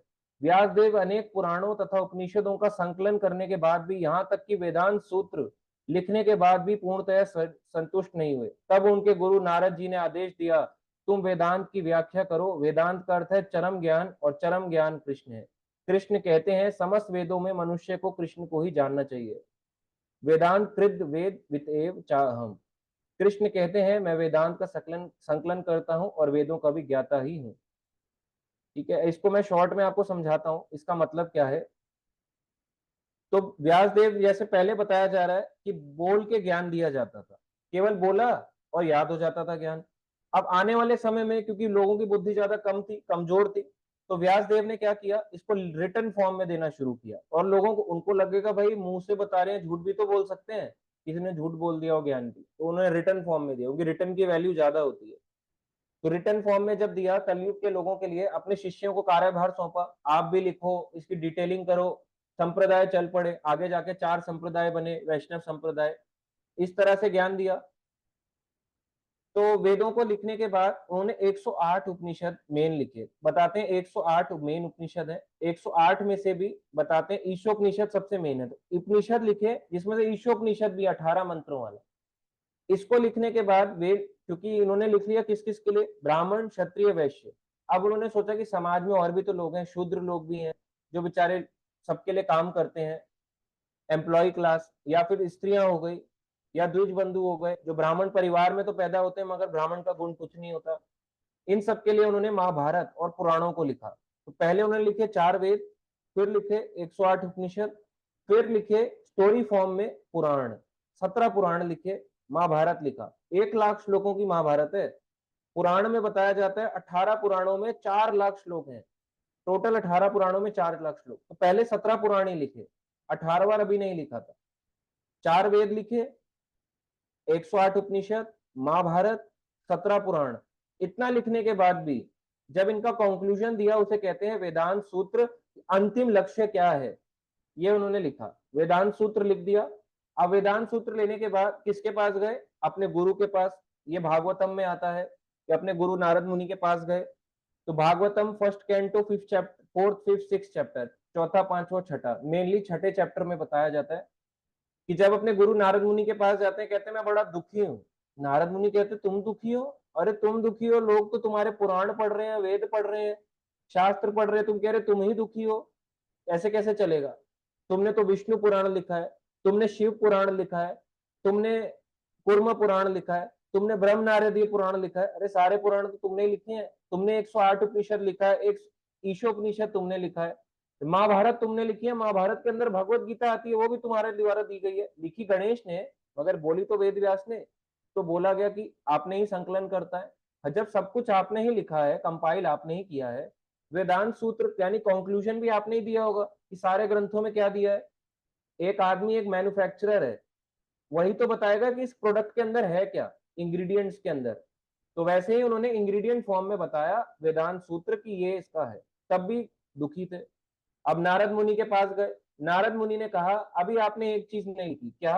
आपने इतना सब करने के बाद भी एंड में ये नहीं बताया कृष्ण भक्ति करनी है। अब लोग बताओ, कह रहे हैं हम शिव पुराण पढ़ते हैं, क्या मिल जाएगा भगवान का धाम? नहीं मिलने वाला। मिलेगा कैसे जब वेद व्यास जी कह रहे हैं मैं इतना कुछ लिखने के बाद भी खुश नहीं हूं। वेद व्यास जो स्वयं भगवान कृष्ण के अवतार हैं, वो नारद मुनि के पास जा रहे हैं, अपने गुरु के पास। नारद मुनि कह रहे हैं शुद्ध भक्ति का ज्ञान दो, अब तुम लिखो शुद्ध भक्ति का ज्ञान श्रीमद् भागवत। तो श्रीमद् भागवतम जिसे कहते हैं 18,000 श्लोकों का वेद व्यास जी ने लिखा। और जब ये लिखा 18,000 श्लोकों का, इसमें शुद्ध भक्ति का ज्ञान है, इसलिए आसान नहीं है। इतना लिखने के बाद भी वो कह रहे हैं मेरे को अभी भी लग रहा है कि कमी है, इसलिए सारे वेद, सारे पुराण, अंतिम लक्ष्य यही है, भगवान कृष्ण को जानना। यदि आप इतना पढ़ के भी ये नहीं जान पाए, बोलते हैं लोग शिव पुराण पढ़ रहे हैं हम, पता है शिव पुराण में क्या लिखा है? शिव पुराण में ही ये बात बोली गई है कि ये भ्रमित करने वाली, कि कलयुग में जाके लोगों को भ्रमित करो, मायावाद का सिद्धांत फैलाओ। भगवान कृष्ण ने शिव जी को उपदेश दिया है। तो कहाँ आपने पढ़ा? शिव पुराण में ये बात लिखी है कि भगवान कृष्ण परम भगवान है। विष्णु पुराण में भी ये बात लिखी है भगवान कृष्ण परम है। कहाँ लिखा है बताओ कि भगवान परम नहीं है? इतने सारे लिखने के बाद भी वेद व्यास जी ने अंतिम लिखा श्रीमद् भागवत पुराण। इसलिए भागवतम टॉप मोस्ट नॉलेज है, इससे ऊपर कोई नॉलेज नहीं है। संसार की नॉलेज ले लो, आध्यात्मिक नॉलेज ले लो, जिसने भागवतम पढ़ लिया उसको कुछ पढ़ने की जरूरत नहीं, उसने सब पढ़ लिया। हाँ, कुछ स्टोरीज ऐसी होती हैं जो भागवतम को पढ़ने के लिए आपको हेल्प कर जाती है, कुछ चीजें ऐसी हैं जो आपको डायरेक्टली भागवतम में नहीं मिलेगी। तो इसलिए अन्य पुराण भी उसके सपोर्ट में इस तरह से, इनकी अंतिम लक्ष्य उनमें भी क्या है? भगवान की भक्ति। इस तरह से वेद व्यास जी ने सारी चीजें लिखी है। किसके लिए लिखी है? हम लोगों के लिए। हम लोगों के पास इतना भी समय नहीं है, चलो सुन लो, सुनने का भी समय नहीं है, चलो संडे एक क्लास ले लो, उसके लिए भी समय नहीं है। तो सोचो फिर हमारी स्थिति क्या है। तो अभी हम इसको थोड़ा जल्दी से करके फिर एंड करेंगे।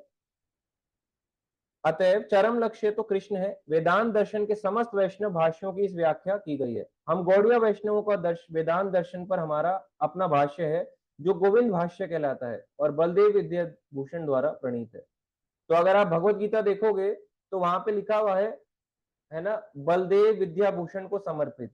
अब इसके पीछे बहुत बड़ी एक कथा भी है, मैंने पहले भी कई बार बताई है। तो उन्होंने ये लिखा गोविंद भाष्य, यानी वेदांत सूत्र पे एक अपनी कमेंट्री दी। हर आचार्य अपनी कमेंट्री देता है भागवत, इस तरह से उन्होंने लिखा गोविंद भाष्य जो कि भागवतम है। इस तरह से इस प्रकार रामानुजाचार्य ने कृत भाष्य है, माधवाचार्य का भी भाष्य है, शंकराचार्य का भाष्य है, एकमात्र भाष्य नहीं है। वैसे तो वेदांत के अनेक भाष्य हैं, लेकिन चूंकि वैष्णव ने वेदांत भाष्य प्रथम प्रस्तुत नहीं किया, अतएव लोगों को यह भ्रम बना हुआ है कि शंकराचार्य द्वारा लिखित वेदांत भाष्य ही एकमात्र भाष्य। इसके अतिरिक्त स्वयं वेद व्यास ने पूर्ण वेदांत भाष्य श्रीमद् भागवतम लिखा है। श्रीमद् भागवत भी वेदांत सूत्र के प्रथम वाक्य से प्रारंभ होता है, जन्मादस्य यतः। इस जन्मादस्य यतः की पूर्ण विवेचना श्रीमद् भागवत में हुई है। वेदांत सूत्र केवल इतना ही इंगित करता है कि परम सत्य ब्रह्म क्या है, परम सत्य वह है जिससे वह प्रत्येक वस्तु उद्भूत है। ठीक है, यहाँ पे आप इसको पढ़ सकते हैं, थोड़ा सा ही है तो इसको मैं पढ़ लेता हूँ लास्ट। यह सारांश है, किंतु श्रीमद् भागवतम इसकी विशद व्याख्या है।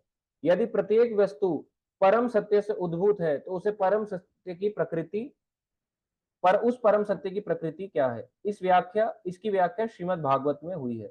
परम सत्य को चेतना भावनामृत स्वरूप होना चाहिए, वे विराट स्वतः तेजमान है। ठीक है, यहाँ पे पूरा दिया गया है श्रीमद् भागवत के बारे में। तो सबसे टॉप मोस्ट ग्रंथ कौन सा है? श्रीमद् भागवत पुराण। वैष्णवों का सबसे टॉप मोस्ट ग्रंथ यही है, इससे ऊपर कोई ग्रंथ नहीं है। इसमें सारी नॉलेज, हर तरह की चीज आपको डायरेक्टली पढ़ने को मिलेगी। अब आप बोलोगे रामायण छोटा है, नहीं, किसने बोला? श्रीमद् भागवत में भी तो रामायण ही है, उसमें भी तो राम भगवान की लीलाएं हैं, शॉर्ट में है पर है तो सही। और रामायण इतनी सारी है, सारी की सारी 100 करोड़ प्रकार की, और बताते हैं सारी सही है, पर फिर भी हम जनरली वाल्मीकि रामायण रेफर करते हैं। बट रामायण 100 करोड़ की और सारी सही भी है, इसलिए हम गाइडेंस में ही पढ़ सकते हैं। तो ये यहाँ पे था आज की क्लास से रिलेटेड। हम नेक्स्ट क्लास में कर लेंगे, नहीं तो काफी टाइम हो जाएगा। ठीक है, तो अभी हम क्वेश्चन लेते हैं।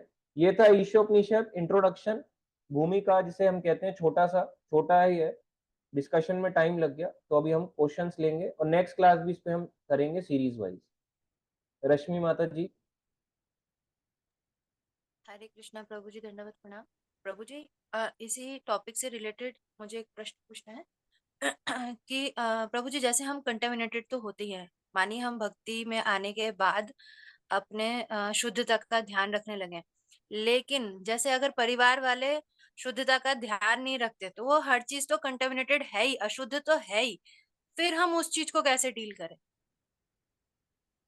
वो तो हर जगह रहेगी। सबसे ज्यादा अशुद्ध चीज होती है नोट, पैसा, वो तो कंटेमिनेटेड ही रहता है। आप जाओ, मीट की दुकान से आ रहा है पैसा, 10 का नोट कहाँ कहाँ घूम के आ रहा है हमें भी नहीं पता। तो अब हम केवल कुछ ज्यादा तो कर नहीं सकते हैं, बस ये है कि जो चीज हम छू रहे हैं, खाने से पहले कोई चीज खाएं तो हाथ धो के और फिर खाएं, बस यही कर सकते हैं, कि उससे ज्यादा तो हम नहीं परहेज कर सकते। प्रभु जी, जैसे कि मानिए, जब जैसे जैसे आपने बोला कि हम शुद्धता ऐसे मेंटेन कर सकते हैं, जैसे वॉशरूम यूज कर रहे हैं या कुछ कर रहे हैं तो हम नहा रहे हैं, और यूरिन करने के बाद भी हम अपने हाथ पैर धो रहे हैं, कुल्ला कर रहे हैं, हर चीज अपना मंत्र जाप कर रहे हैं। मेरा यही प्रश्न है कि हम तो इस चीज को फॉलो कर रहे हैं अपनी शुद्धता के लिए, लेकिन अगर घर वाले इस चीज को नहीं करे तो सारा तो अशुद्ध ही है, फिर क्या करें? फिर यही है कि हम उनको बस थोड़ा बहुत समझा सकते हैं कि इस चीज को मत छुओ, है ना, इस तरह से नहीं तो वो खराब हो जाएगी। हम नियम पालन करते हैं, तब भी नहीं मानते तो फिर उनको बस करने दो अपने अकॉर्डिंगली, और उनको फिर प्यार प्यार से समझाते रहो धीरे धीरे करके। और उनको फिर यही है कि व्यक्ति जो होता है शुरू शुरू में कभी भी आपकी बातों को एक्सेप्ट नहीं करेगा, तो उसको टेस्टी टेस्टी बस भोग लगा हुआ खिला दो, उससे ही वो खुश हो जाता है, क्योंकि बस यही हो सकता है, आप उनको नहीं बदल सकते फिर एकदम से। हरे कृष्णा प्रभु। ठीक है, अब कुछ चैट के क्वेश्चंस हैं। अभिमन्यु प्रभु जी का, उपनिषद और पुराण में क्या डिफरेंस है? उपनिषद जो है वेदों की व्याख्या करी हुई है, यानी डिस्क्राइब है डिटेल में, यानी उसमें इंस्ट्रक्शन ज्यादा है, और पुराणों में स्टोरी ज्यादा है। इंस्ट्रक्शन कम, स्टोरी फॉर्म ज्यादा है, कथा फॉर्म में ज्यादा है पुराण। ठीक है। हरे कृष्णा प्रभु जी, यदि भगवत गीता सभी शास्त्रों का सार है तो क्या हमें भगवत गीता के अलावा अन्य ग्रंथ पढ़ने चाहिए? नहीं रिक्वायर्ड। पहले भगवत गीता पढ़ना चाहिए, जानना चाहिए कौन भगवान, परम भगवान कौन, फिर उसके बाद हमें दूसरे ग्रंथों में इधर उधर जाना चाहिए। यही नहीं पता कि पहला भगवान कौन, पहले ही कंफ्यूज हो जाएंगे, वैसे ही इतना कंफ्यूज चल रहे हैं। पहले गीता पढ़नी चाहिए, जब चाहे कुछ समझ आए ना आए, मगर हमने पढ़ी तो कुछ तो बात क्लिक करी होगी गीता में, चाहे एक पेज पढ़ा हो, फिर अलग अलग बुक्स में चले जाओ, तब सही रहता है। और बाकी अगर वैसे जाना हो, स्टोरी पढ़नी हो, तो प्रभुपाद जी के कुछ ऐसी बुक्स हैं जो बहुत ही अच्छी हैं। महारानी कुंती की शिक्षाएं, मृत्यु की पराजय यानी सेकंड चांस, अजामिल की स्टोरी के ऊपर है पूरी। इसके अलावा आप पढ़ सकते हो, यहाँ पे एक बुक आती है स्कॉन में, वो आती है प्रभुपाद की अपनी लाइफ के बारे में, प्रभुपाद बायोग्राफी, है ना, तो वो आप पढ़ सकते हो। इसके अलावा अगर आपको थोड़ा और स्टोरी फॉर्म में बुक्स चाहिए तो आप पढ़ सकते हो, एक आता है जीवन का स्रोत जीवन, उसमें भी इजी है, काफी इजीली दिया हुआ है, टफ नहीं है उसकी लैंग्वेज भी। तो ये सारी बुक्स आप पढ़ सकते हो, आपको इजी लगेंगी पढ़ने में। बाकी और भी कुछ बुक्स हैं, जैसे जैसे अगर आपको कुछ स्टोरी में पढ़ना है कि क्या पढ़ूं, मेरे को समझ नहीं आ रहा, तो और भी तुलसी के ऊपर पढ़ सकते हो, तुलसी महिमामृत, ऐसी बुक्स को पढ़ सकते हो, तो उसमें स्टोरी भी आपको मिल जाएगी।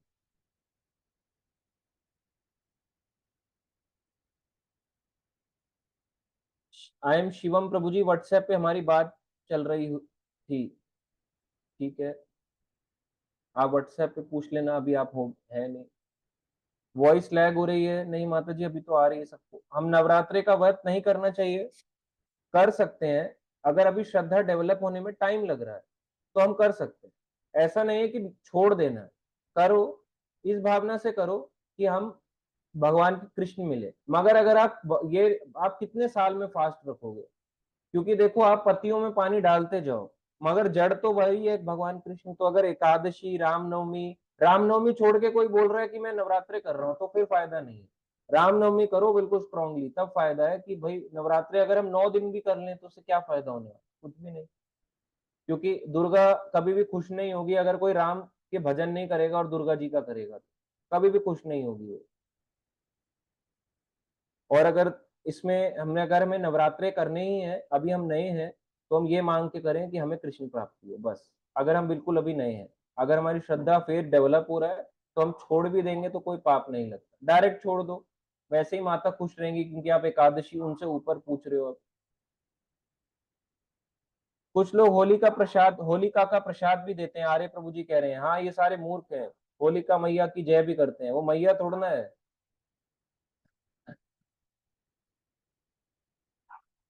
अरुणांशु प्रभु जी कह रहे हैं बिना मॉनिटर के भक्ति नहीं रहेगी, माला इज लाइफ, बिल्कुल सही।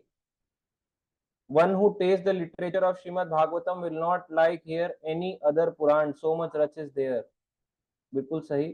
चैतन्य चरितामृत भी बहुत रसी, ग्रंथ है, ये भी अच्छा है। ठीक है, तो अभी और किसी का कोई क्वेश्चन नहीं है, फिर हम एंड करें।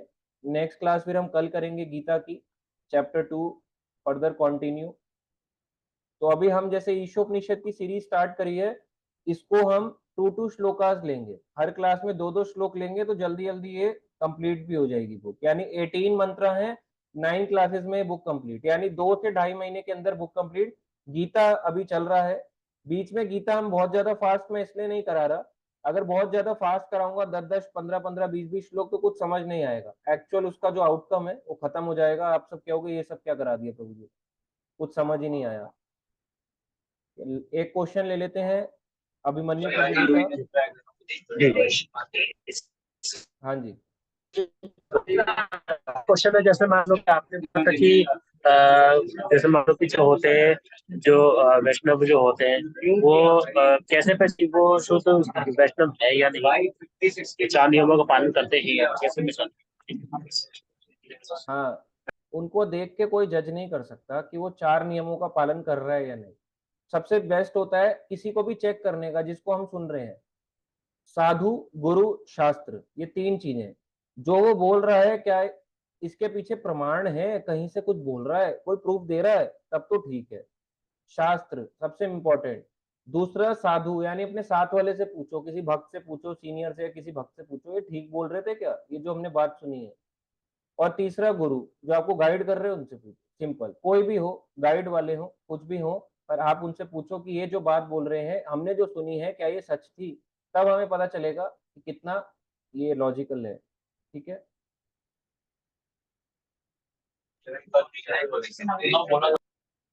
ठीक है प्रभु जी, अभिमन्यु प्रभु जी। जी जी जी जी, ठीक है। कुसुम मीना माता जी का क्वेश्चन है, जैसे कि कोई बोलता है मोह माया में नहीं पढ़ना चाहिए और वो मोह माया में पढ़ते भी हैं, तो उनको समझाओ तो भी बोलते हैं कि मोह माया नहीं रखना, कि मोह माया नहीं रखता।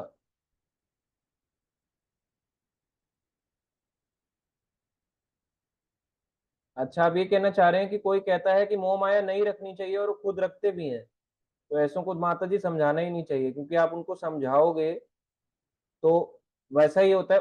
मूर्खों को उपदेश देना कैसा है, जैसे सांप को दूध पिलाने जैसा, सांप को बोले ले दूध पी ले, दूध के प्याले में जीभ मारेगा, जहरीला कर देगा, तो उसको सुनो ही मत, ना उसको सुनाओ, तो और वो जहरीला हो जाता है अदरवाइज।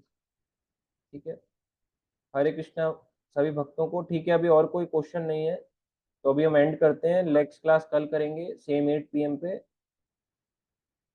हरे कृष्णा कृष्णा कृष्णा हरे हरे, हरे कृष्णा हरे कृष्णा कृष्ण हरे हरे, हरे राम राम हरे हरे। आज की जय, प्रभु जी की जय, प्रभु जी की जय, श्रीमद् की जय।